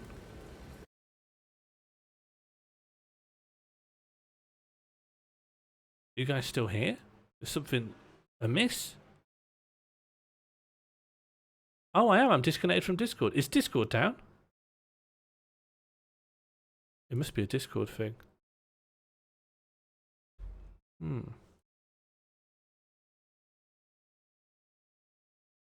Is no, I think OBS and Twitch is all working. Can anyone verify that Discord is working? So that I know if it's my Discord or Discord servers. Can I level up? On. Oh, hello. Oh, there he is. My Discord went. Gone. Just went. Are you sure you didn't kick us out because... Are you sure you didn't sort of close it down because we were starting talking shit about Elon Musk and you love him? I mean, might have been. I think he just needs a chance. It's not... How was he supposed to dodge receiving Emerald money? It's not that easy to dodge incoming money. He's really been given a fair go, has he? He's just trying to sort of dive out of the way, and they keep throwing it at him. Yeah. I mean, I thought, what's he supposed to do? Send it back? He doesn't like his dad. He keeps saying he doesn't like his dad because his dad married his stepdaughter. Yep, I believe so. Fair enough. I wouldn't want to bank transfer someone like that either. No. But also, his dad keeps saying that he can point to the Emerald Mine that doesn't exist. Must have been a very confusing upbringing. Yeah. Well, one of the... When Elon Musk has gone on record to talk about the emeralds, it's just that before 2004, he was happy to say, here's a funny story about me and emeralds. And after that time, it's gone. The emeralds are gone now. I think one of you may have the stream on in the background. Oh, sorry, I think that's me. It's because it's from when I was trying to figure out what was going on. Yeah, that's fine. I think I'm gonna skedaddle anyhow. No problem. It was good to share this place of discourse with you. Thank you. Thank you for having me. I had a lot of fun. And thank you, Ed. Thank you. I'm going to go as well. Okay. See you, Bird. See you, Ed. Can we get some TYBs? TYB. Oh, man. You know. You can work it out. You know the format. You can figure it out. Why have I got to do the work? Thank you, everyone. Thank you. Bye. See ya. Bye. Okay, so this is the Lies of P, hey? It's okay. Time to actually think about. I got stuck on a bit. Okay, not. It's, okay, time to learn how to play this. So I'm a Pinocchio, and I think everyone that I'm fighting is just a kind of animatronic, early 20th century animatronic. I originally thought this was during the French Revolutionary War, but it doesn't look like it, does it? Return to Oz. That's interesting. Well, how old do you think this character is? Oh yeah, robot. They're a robot. Yeah, we've got. It's got this kind of Bioshock, Art Deco. Okay, so that's my healing. I'm very curious about these bars up at the top, so I'm going to see if there's like a tutorial I missed. Guide. Guard. Perfect. Ooh, perfect guard. If a guard succeeds right before being hit, it triggers a perfect guard. You'll not receive damage. Only oh, because I don't have a block. But I can guard perfectly to not get any damage. Cool. Weapon durability. And there's a consumable item that will fix my weapon. I can hold for a charge attack. Oh, and while attacking, an enemy HP bar will have a white outline, and you can make them groggy with a strong attack. Okay, this is stuff I should have read. Right bumper on people who are groggy to kill them. Blade Fable Arts. Okay, weapons have the distinct blades and handles that each have their own Fable Arts. Sure. Pulse cell. When you reach the maximum, the cell will be discharged. Hello, Albert.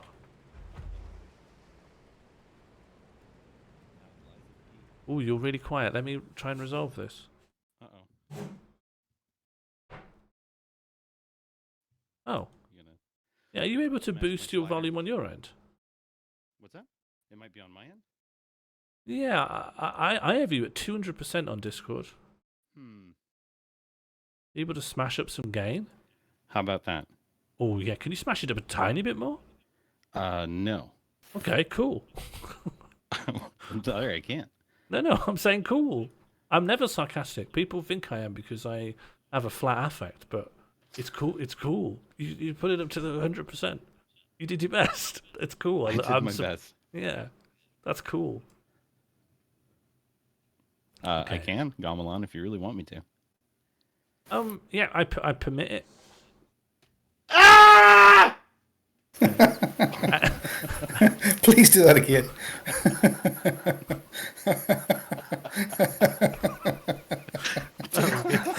Gamelan, you're entirely correct. That was perfect. That was really good. You really called everyone's bluff, huh? We all live in quite compact houses, you see. If any of us screamed, someone would call the police. Someone would call an ambulance. Someone would knock on the door. Is anyone in your house right now? No, nobody's in my house right now. Okay. Are you gonna have to send? Are you gonna have to tell your neighbours? No, that's insulated and far enough away. I can scream more. I'd love to have a house I could scream in. But you know, I always think on the plus side, if I did have that, I probably wouldn't stop screaming. So it's for the best. Well, that is what I was when I was talking to the realtor. I said, you know what I really want is a house that I can scream in. And he did the diligence. I thought you were going to say that is what I was doing before I joined the call. Yeah, I was screaming because the night opened and accept 2 callers. Yeah, I was just screaming. Thought I'd join the pee hole. Oh, scream! Yeah, well, why not? If you stuck those rubber things in the walls, could you scream then? You mean those like egg carton things, like the little black triangles? Yeah, those things. Do you know? I think they're real. The real reason people have them is because it removes room reverb. I don't really think it insulates other people from hearing your screams. Right. If you need to record audio, it removes a lot of room noise. Maybe a helmet. I don't think it really deadens in neighboring rooms. But a helmet could work, yeah, with the right stuff in it. Scream helmet, just packed out. It's just a big fish bowl. Yeah.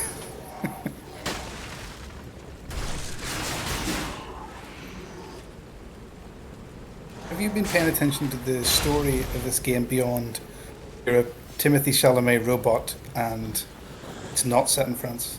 Not really. I'll deliver the lore as I understand it. something's gone wrong. All right, that's it. Yeah. I don't know where I am. Someone described the hostiles as puppets. Yeah, I think I've got to the end of what I understand.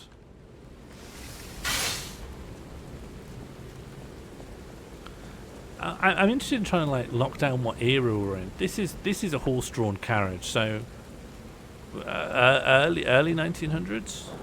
You've got a rapier as well, but you're right. There was definitely Art Deco elements. Oh yeah, that's 20s, right? Yeah.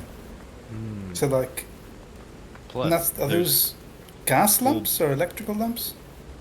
There's also full-body automatons wandering around. When did they have those in France? That was 1940s. The Great Automaton Uprising. That was the 40s. Yeah. Yeah.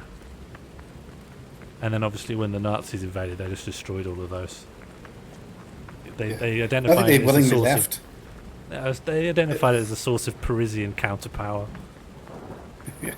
I think they just willingly left and went to the south of France. He just wandered into the sea.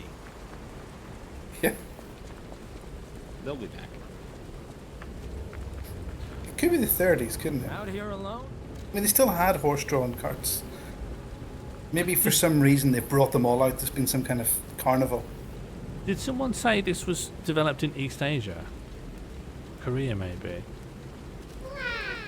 I would be excited if that's true. I like depictions of, like, the greater the specificity that like an East Asian development studio tries to put into like a European setting, the more kind of odd it all seems.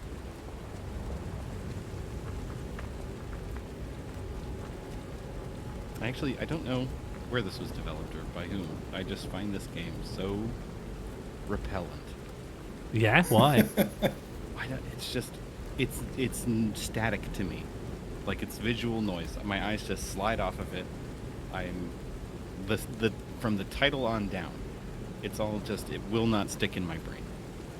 See, you played Bloodborne, Albrecht? I don't care for Bloodborne. I don't care for any FromSoft games. Okay. So that makes sense. I don't think I'm developing any kind of fondness for this. But I'm nevertheless having a perfectly good time.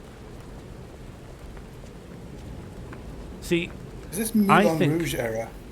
I think, Albrecht, you already have like, you inhabit the same irony sphere of like, the good stuff is good, the bad stuff is good.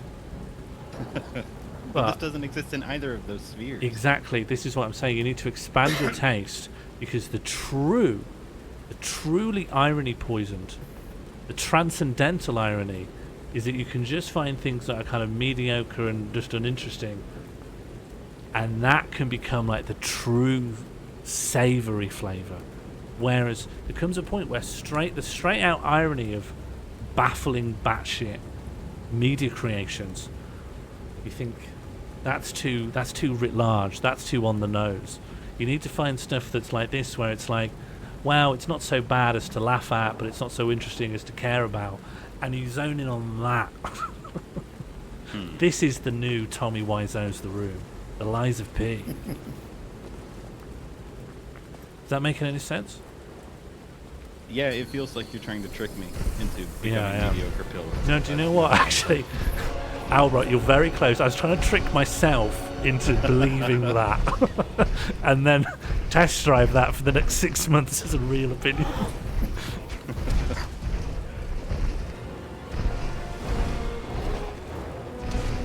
So is this the basket, it's a cage on it to steal.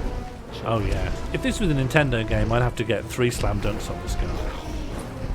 As it is, I'll just need to hit his shins 200 times. Yeah. Yeah, but watch, I'll do a perfect guard. Oh, I did. I didn't expect to. It's quite high budget. I mean, this doesn't look like a cheap game. No, but it feels sort of blandly derivative. even the FromSoft fans has to admit a certain amount of fatigue, even from the first party games. I don't know if anyone wants that where you're like, oh okay, it's that, but all the animations are like less fluid because they're all robots.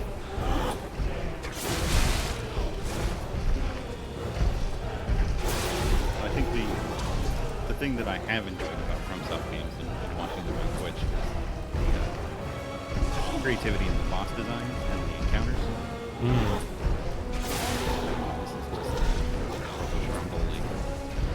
Yeah, he just has big hands.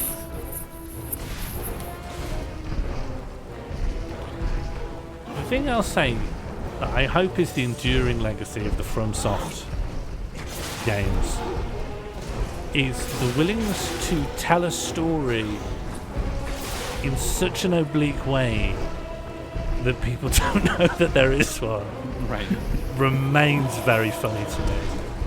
And it's something that is so specific and so unappealing and so anti-commercial that no studio would even consider that part of the thing they would consider stealing when making derivative products. I mean, it drives engagement through just people arguing endlessly about the fact that a hat was left in a certain part of the game world, and that's like a key part of the story.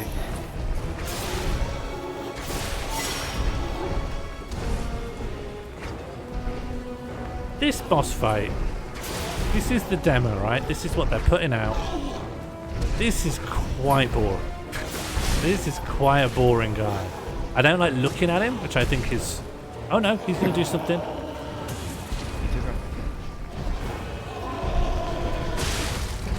He did that. Lie or die!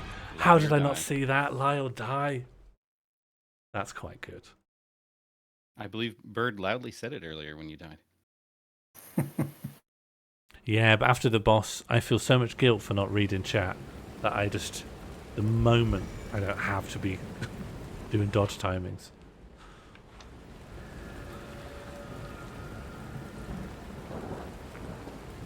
Well, nevertheless, as a vehicle to get us, as a vehicle for the night hole, there's just stuff happening on the screen. Serve that purpose. It is stuff on the screen. But I will uninstall this directly afterwards. Have you played? What's the Star Wars from Softy type game? Fallen Jedi? I don't really. I just don't engage with Star Wars. I'm just not a Star Wars guy. I'm a purist, though. I don't really know enough about Star Wars. Yeah, it's not really. I mean, I don't really follow the Star Wars stuff either. And now that like you blink and there's 1,000 series of it, I've just given up. But that was quite a good game. Yeah, but it's set inside the Star Wars universe. It is. It is. And you have a lightsaber. Whereas I want a sword. Do you know? And even it's very important. Even with this new Armored Core game coming out, I just want to know: is there a guy in the robot? I don't care if I ever see him. But if I'm pure robot, something about that I don't care. A guy piloting a robot that I never hear from. But see, just as long as there's a human in the robot, I'm relating to it. I'm invested. It's a really in-depth character creation. I need it from the devs. Only in the Japanese release, though. In the American release, it's a big oiled up mess. Well, I have to get the PAL version where a person sometimes goes in it. I think there's like a 3-hour bit at the start where you create this character in really intricate ways and then you never see them. Do you know what I'd love? I'd love at the beginning of like a mech thing, there's like there's just a binary option. Do you want to believe there's a person in the robot? But because it's like in the game that there is now a person in the robot, because I flipped a slider that doesn't do anything, it means canonically it's like it's in the text, right? That I'm not having to do death of the author. The authors just put me a toggle switch in. AI or some guy. AI or some Yes, guy. That no. could be the title. That's better than The Lies of P. The AIs or some guys of P. It's like, oh, that must have been a hard lever he pulled there. Yeah, this guy's wrists must be killing. He must be tired. Some really sore fingers. Do you know? But that's making me think about a game where, because you know, if you've got a mech game and you're piloting a mech, you just get a third-person view and you just see it like the mech's a person. But if there is a guy in there, that's not how they'd be seeing it, right? And I don't want it to be like press A to jump. I want it to be like that guy's probably got to pull a lever. Press A to press A. Yeah, I want it to relate more to the control system that would be in a mech, and I want it to be like the retro futurist unlabeled mechanical keyboards of the Starship Nostromo or something like that. Or, you know, very steampunky, just all levers.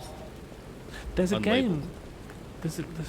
There's a game called Receiver, and its entire gimmick is it's a pistol shooting game, but the pistol is fully accurate. So to reload, you have to like open the chamber, take out each individual bullet, load them into the chamber, etc., etc.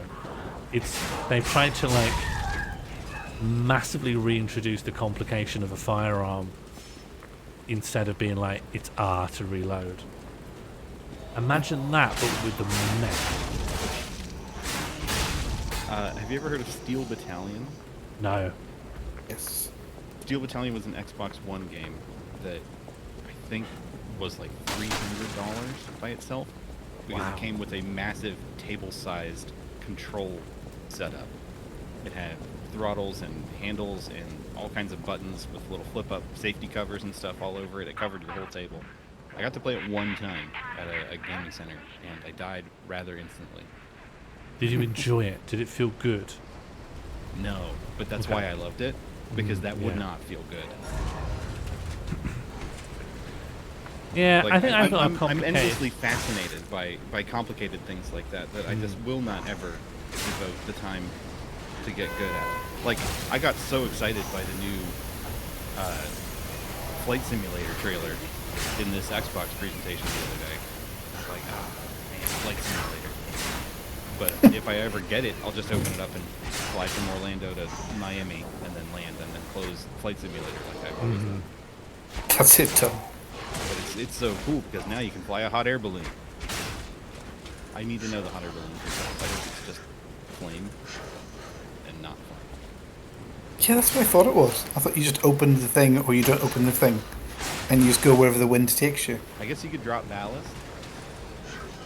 I think there are Yeah. different winds, aren't there, at different altitudes, so you can sort of make some choices relating to there's some relationship between different altitudes and different directions.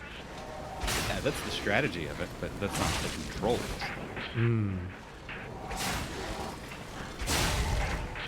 I also have a I just thing. think- Yeah, go on. It's very slow. I was just going to say, like, in the giant mech thing, like, if you're fighting some battle and you're just constantly pulling levers and pressing buttons, I mean, you're going to get really hot and thirsty. There needs to be, like, another guy in there that, like, brings you drinks and, like, mops your brow and, like, changes your toilet thing. And there could be a game where you're that guy. Well, I think you'd need a co-pilot, and sometimes you'd have to sub out due to stress and exhaustion, and their stats are completely different. Yeah. Their ability, and they're also got different, like, their eyes aren't as good at seeing, but they got better They've got- reflexes. Their weaker arms can't pull the lever as fast, so Yeah. your punches are slower. And they are in general more scared. Like less, That they're could be less part of the mentally strategy. equipped. Yeah. You could be like, there guy's going to the toilet. Quick, hit him now. Yeah. Toilet thing. So when you're the main guy, when you're like the first pilot, you need to dedicate a lot of time to turn into your co-pilot and calming them down, because you want to make sure they're as calm as possible for when you switch.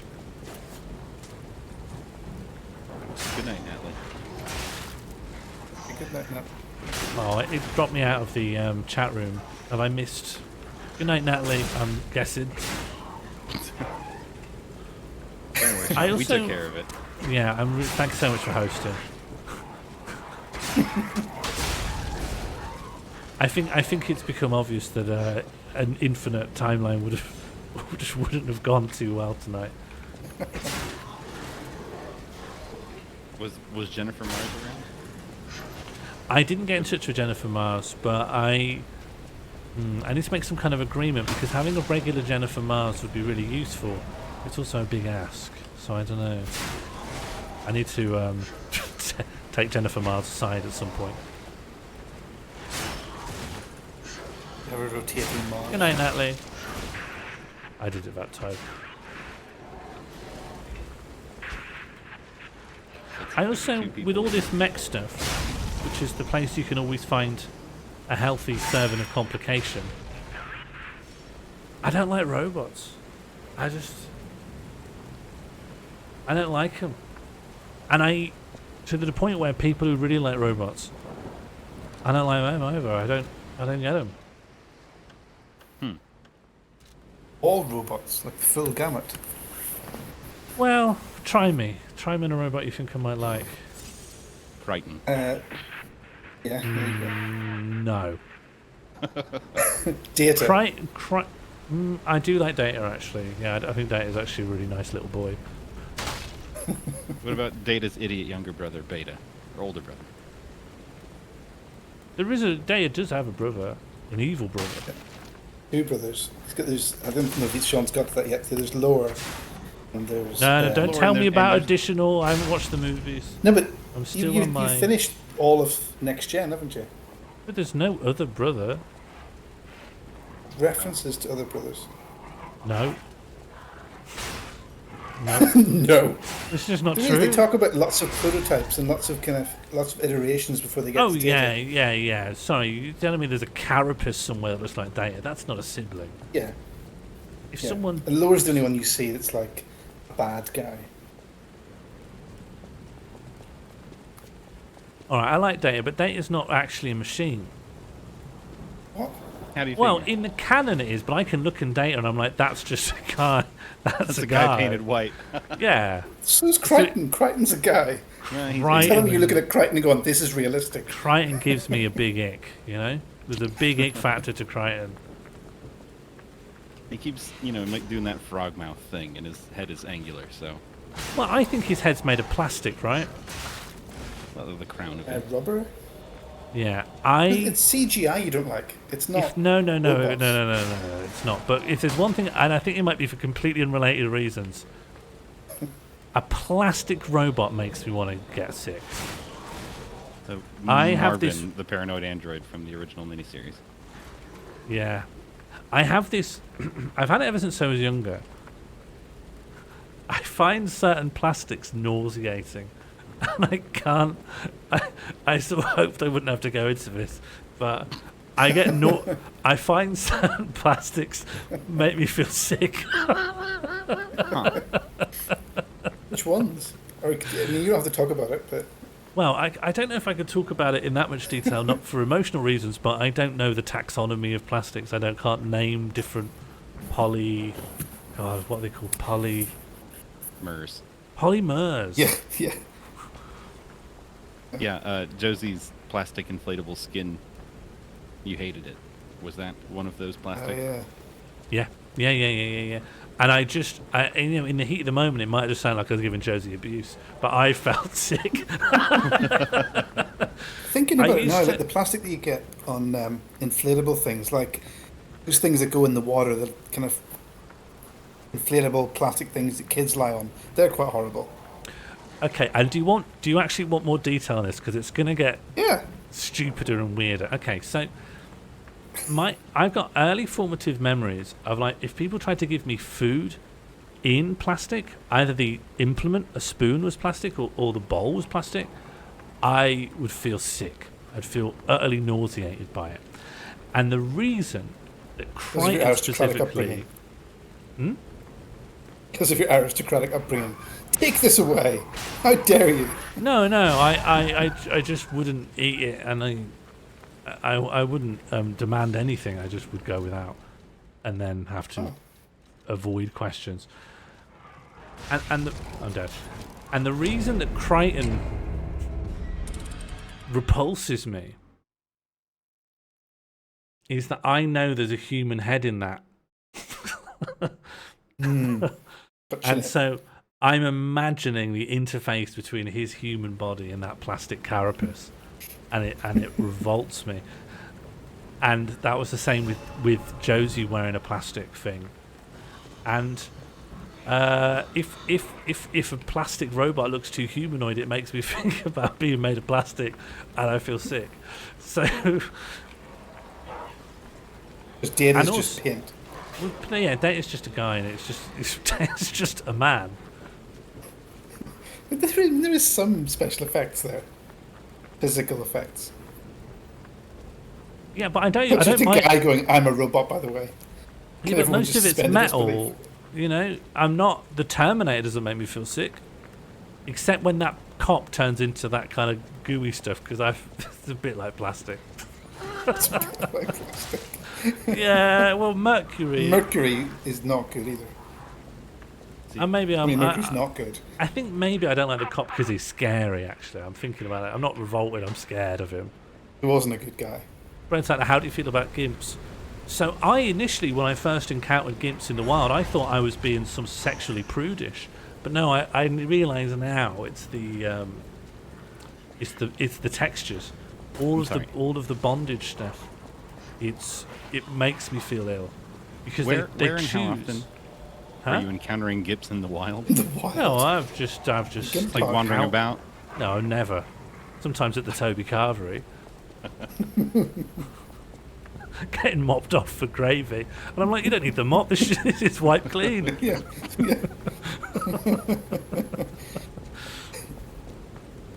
Well, I'm not. I'm just. I think it helps you understand which plastics set off the ick. Yes. Yeah. So pleather stuff that's like shiny. Kind of. Yeah, and I can't even pin it down. It feels kind of inconsistent. I don't know what the rules are. I just know it when I see it, you know. Like old school GIMP stuff that's leather. Is that okay? Yeah. It's the PVC stuff you don't like. Yeah. 100%. So Reception Music had me make inflatable spiders out of inflatable chair plastic using AI, and should I send these to you, Sean? Reception Music has had you. Oh, sorry, you're just describing the worst thing you could think of. Reception Music said somebody do this, and so I did it. I respect chat and their wishes, so I went to Dolly and had it make some inflatable spiders out of pool plastic. Just wondered if you'd be interested to see them. No. No, but at what point? How unclear have I been? Thing that you'll hate to watch it. I feel like I've got to start from the top. I feel none of this has gone in. Gorwell's made a good point. What about silicone? Like which one's silicone? silicone? Spatulas and one that's like heat proof. You get like cooking implements made of it. Oh, yeah, I think that's fine. I cook with them. I'll even taste a bit of sauce off. I won't like to maybe to I don't know. It's fine. Have a head made of it. What about dolphin skin? What are you talking about? Dolphins are organic, real things. I'm not scared of anything smooth. I knew I'd be misunderstood. I knew I shouldn't have gone into this. Really dolphins are real.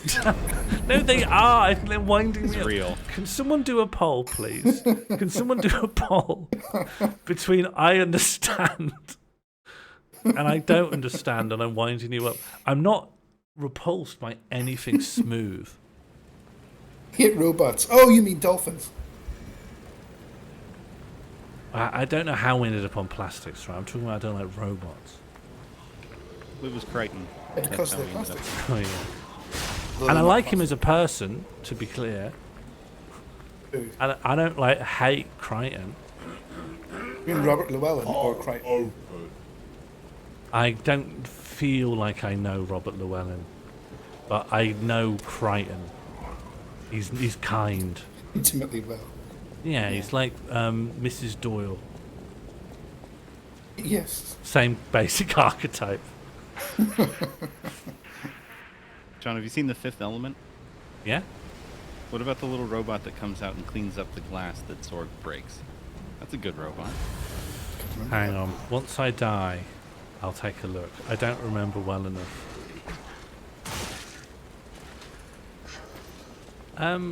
So the poll currently just says, does Sean understand? 1 is he understands, and 2 is one except. Oh, is there actually a contingent that thinks I'm faking it?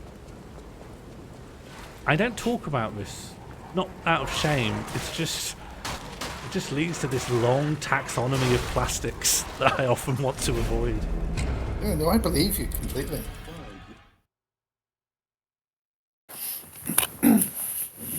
Let me look up. Do you avoid plastics in everyday life? Yeah. You can stop talking about this if you want, by the way. No. This is good stuff. I feel like I'm poking a bruise. No.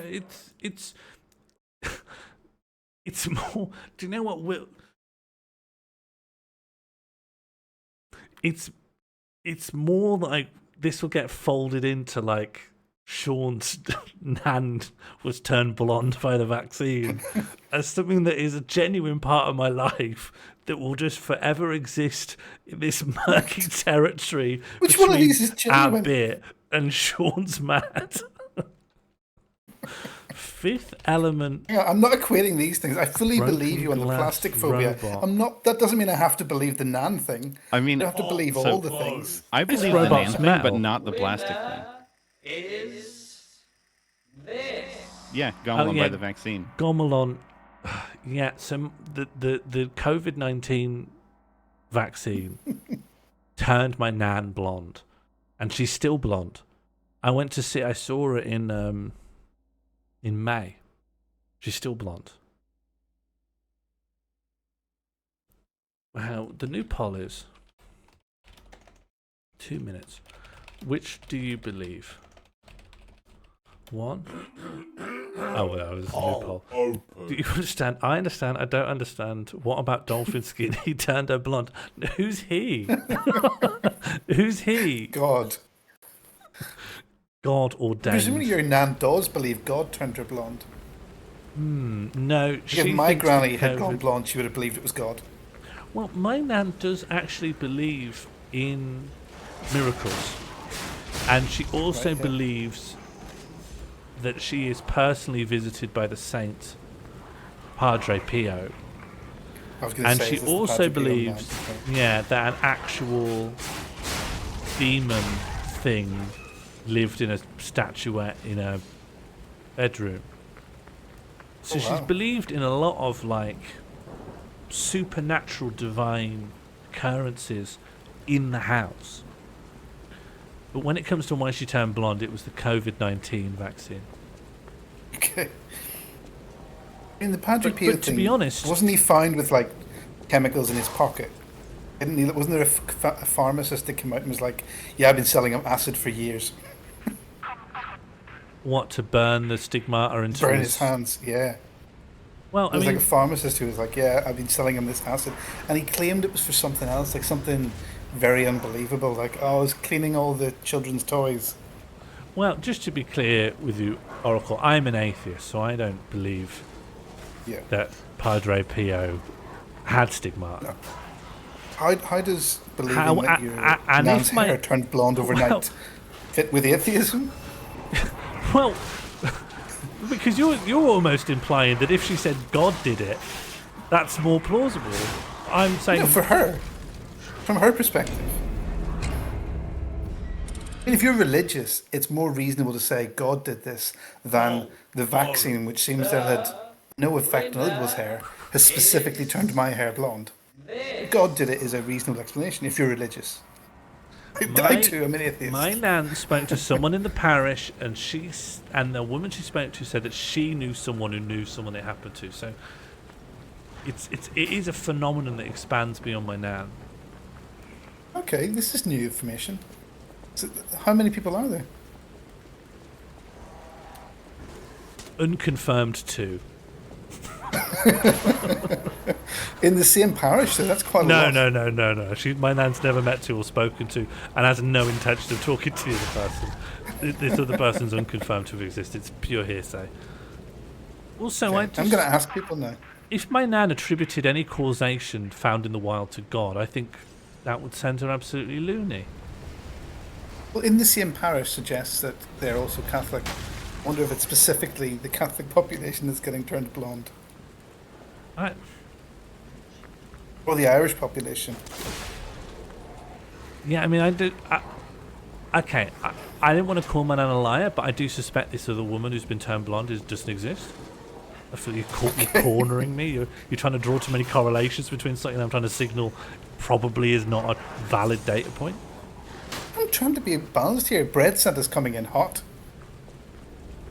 It's new information because you just made that up. Bread Santa. Where's this coming from? It doesn't explain what made Nan blonde. Well, I'll tell you. She went blonde after she got the COVID-19 vaccine. And she's like in her 90s. She has not been... Well, I was going to say she's not been blonde since, and then realised I don't think she was blonde before she was grey. I don't think she's ever been blonde. This is her first blonding. I'm not disparaging you in any way, but one of the more convincing things is that Jambud says that it's true. Like, I knew it. She's not known to make stuff up. Can I just say, just when it comes to your like diplomacy, when you said this is not disparaging in any way, in my head I just went, oh, here we go. Brace for impact. In what world was that going to take the sting out of anything? Well, if I just said, well, Jambud says it's true, so it's more likely to be true. That sounds like I'm saying you're untrustworthy. Yeah, but so what you've done then... I'm not saying you're untrustworthy. Yeah, but you are. What you don't understand is me... Yeah, I am. That's the point of saying it up front. Yeah, but there's this kind of patronising... It's this patronising element of directly before saying, I think you're lying, you go, I'm not accusing you of lying. It makes you sound mad, but also that you think I'm a child. No, I think you're a comedian, and like part of your role is to make stuff up. No. Comedians can be honest. We're just allowed not to be. And I think the fact that I am regularly should be applauded, but instead, I'm like a perfectly truthful boy who nevertheless gets a boy who cried wolf on a regular basis. When was the last time I cried wolf? This is the only thing I'm disbelieving you on. I accepted the plastic. It's the flat, exactly. Albert understands. It's the flat affect. Honestly, if I did a bit more with my intonation, I could get away with calling myself cheerful, and I'd be believed. My nan's medical conditions wouldn't be disputed every night. Okay, can you say the words, the COVID vaccine turned my nan blonde, but in a cheery way, and let's see if it sounds more believable. Yeah, I can. Let me take a sip of water. The COVID vaccine turned my nan blonde. Do you like that? That cheerful. No, I felt like I was more of a housing show host. That was the exact intonation that you used in the intro to the Moral Vision trailer. Yeah. Yes. So that's just your presentation voice, not cheery. Yeah. I think Albrot's got quite a trustworthy voice. I think if Albrot told me that their nan had turned blonde from a vaccine, I would be like, shit, yeah, that's probably true. Oracle, I need you to know, the vaccine turned Sean's nan blonde. Thank you. I was worried. I was worried you were going to tell a lie. Secondary information. No, I didn't lie, and thus I die. Well, what does a cheerful person sound like? Because I'm willing to put in the hours. I mean, an idiot. Most cheerful people sound like idiots, don't they? What is it? Martine, was it you complimenting Albert the other day? Albert's been picking up a lot of compliments, but why is there this new, you're a liar, we believe Albert? Why is this now happening? He says that I come across so trustworthy that it's slightly suspicious. Oh, there's just no pleasing some people. It's good. It's good that you get to see how the pendulum swings both ways with this community. Riding high one day, and then you're trying to talk about your nan's medical history, and you're absolutely pilloried. Albrott's just really nice. I think I'm quite nice. I think I'm quite pleasant. I'm a very cheerful man. Unfortunately, the noise suppression cut you off a really odd time in the wind up to the scream, and we had to infer that that's what you were doing. But it was honestly funny because we all knew you'd screamed and we couldn't quite hear it.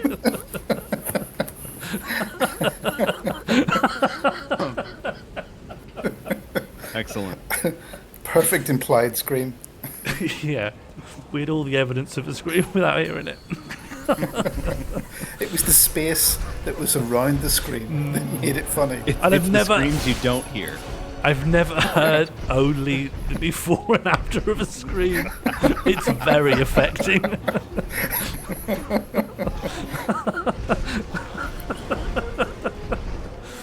Oh, my life.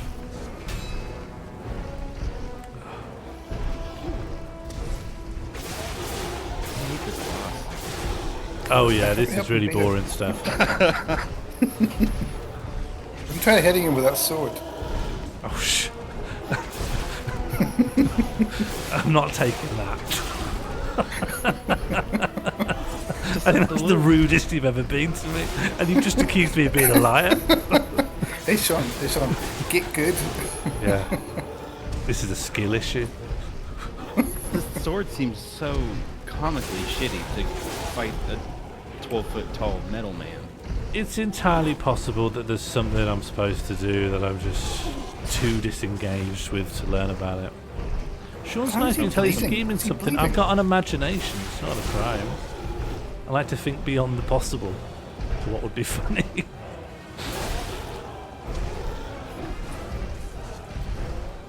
We've covered a lot of ground on this stream.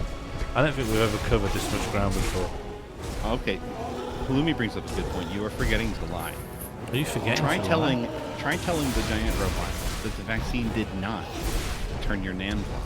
And what will you be what will you be checking for during that time? Well, because the stated premise is lie or die. You're telling the truth about the vaccine, and you die. Sorry, this is part of the gameplay. Yeah, I did tell you to tell it to the parade master. Yeah. My nan was unaffected by the COVID-19 vaccine, other than obviously increased immunity. No, and the blonde hair. I haven't finished. And the blonde hair.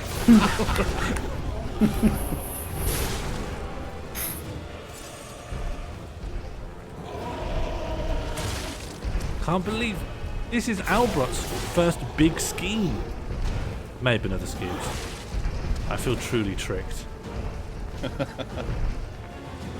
And yeah, I think your reputation as like an honest, straight-talking guy is going to be undamaged.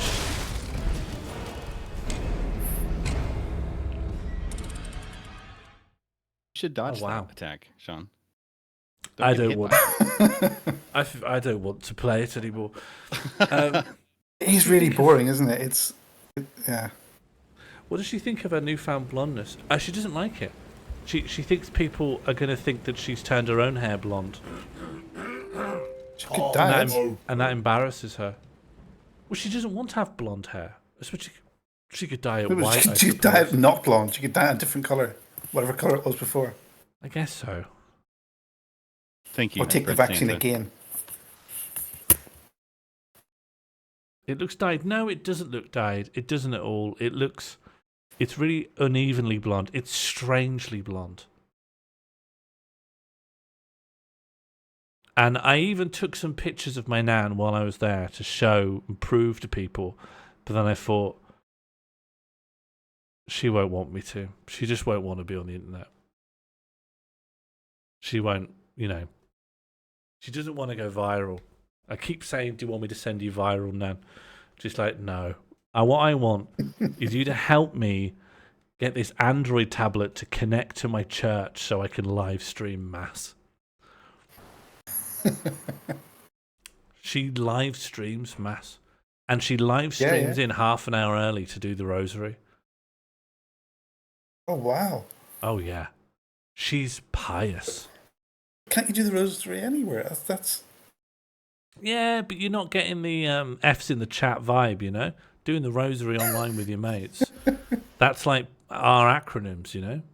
Metaverse. Is there a live chat? Is there a live chat when Mass is getting streamed? Well, the priest is chatting, isn't he? He's saying, Hail Mary, you know? It would be amazing if there was a chat. Well, Mass isn't as good as last week. I honestly think I'd become religious if Mass had a chat, a little sidebar chat. If I could put emotes, spam emotes. Spam these memes if Christ is redeemed. Yeah. Poll closed. The winner. Always calling the Mary hotline to hear the daily tips from Holy Mary. Martijn, can I hear more about that? There's no Catholics in the Netherlands. No, there are some. Few dozen. I love the idea of ringing up Mary. Yeah. If you had to talk to Jesus or Mary, who'd you pick? Or Joseph, I guess. Poll. No one's going to pick Joseph, though, are they? I was going to say I would pick Joseph. I feel like I know the least. I've got more questions for Joseph. What do you want to know from Joseph? I literally have no. The big one. I want to know the big one, obviously. Like he did, didn't he? No. I think. No, I don't think so. You think Joseph? Can ask him questions you think about Joseph carpentry? had sex with Mary? Yeah, I do. That's how she had a child. That's gross. This is like tabloid journalism. That's gross. Yeah. This is like when News of the World says something's in the public interest, and they just want to rake up. They just want to rake up shit, don't they? The alternative is a ghost This did is it. sick. This is sick. Where are the mods? Where are the mods? If anyone starts talking about that's Joseph's, this is their private life. Where are the mods? Where are the mods? Where are the mods?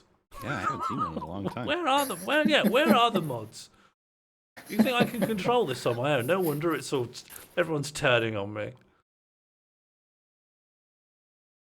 What's happened to your Where are the landlord? mods? There's a lot of questions in the chat about your landlord. He got burgerized, didn't he? 'Cause he had to get burgered. Oh, Josie's not here. Never mind.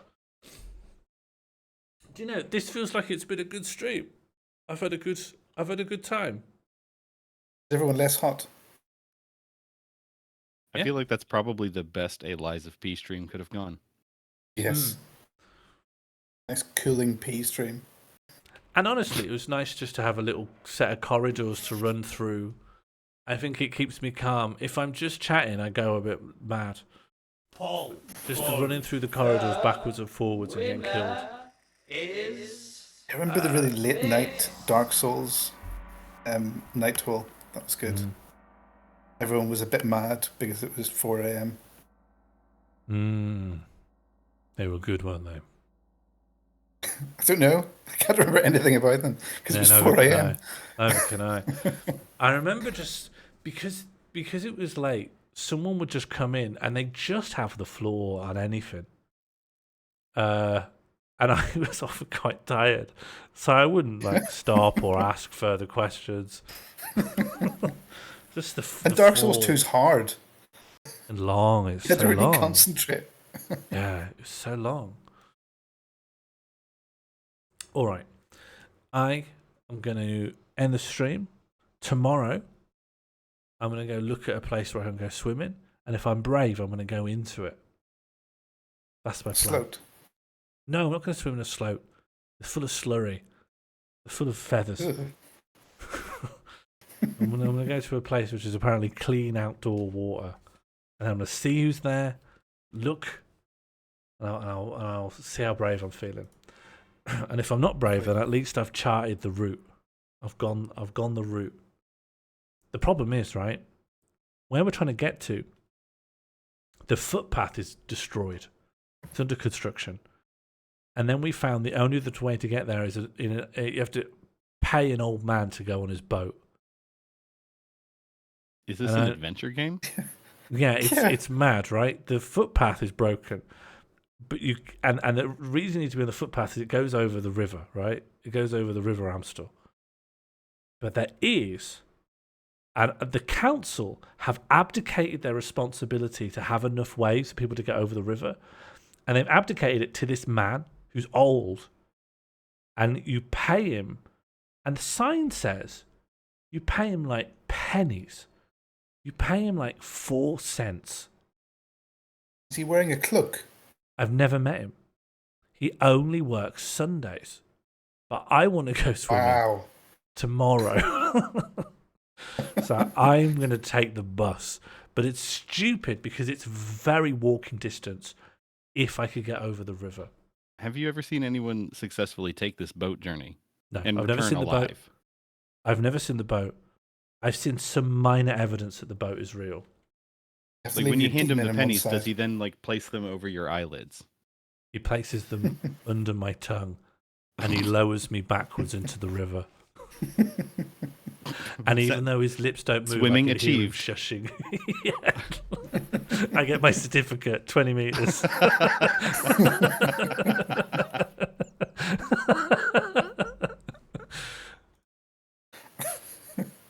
Okay. And because of that, it's time for Stream End. Thank you for being my second batch of guests. I feel like we covered a lot. I feel like a weight is off now that I've talked about my problems with plastic. That's great. I feel good now that people know that Crichton makes me feel sick. I loved knowing that Albert is willing to scream on demand. Feels useful. All right. Well, thanks for having us in the night hole. We could raid into Dr. Decomposing. Yeah, we could do that. We're going to get another scream, Albert. One scream to end us on? If you really want. I did turn off the noise filtering. Do you prefer it when it's clipped out or when you hear the scream? Give us one real scream. Thanks for watching, everyone. I'll be back on Friday night. Good night. Good night.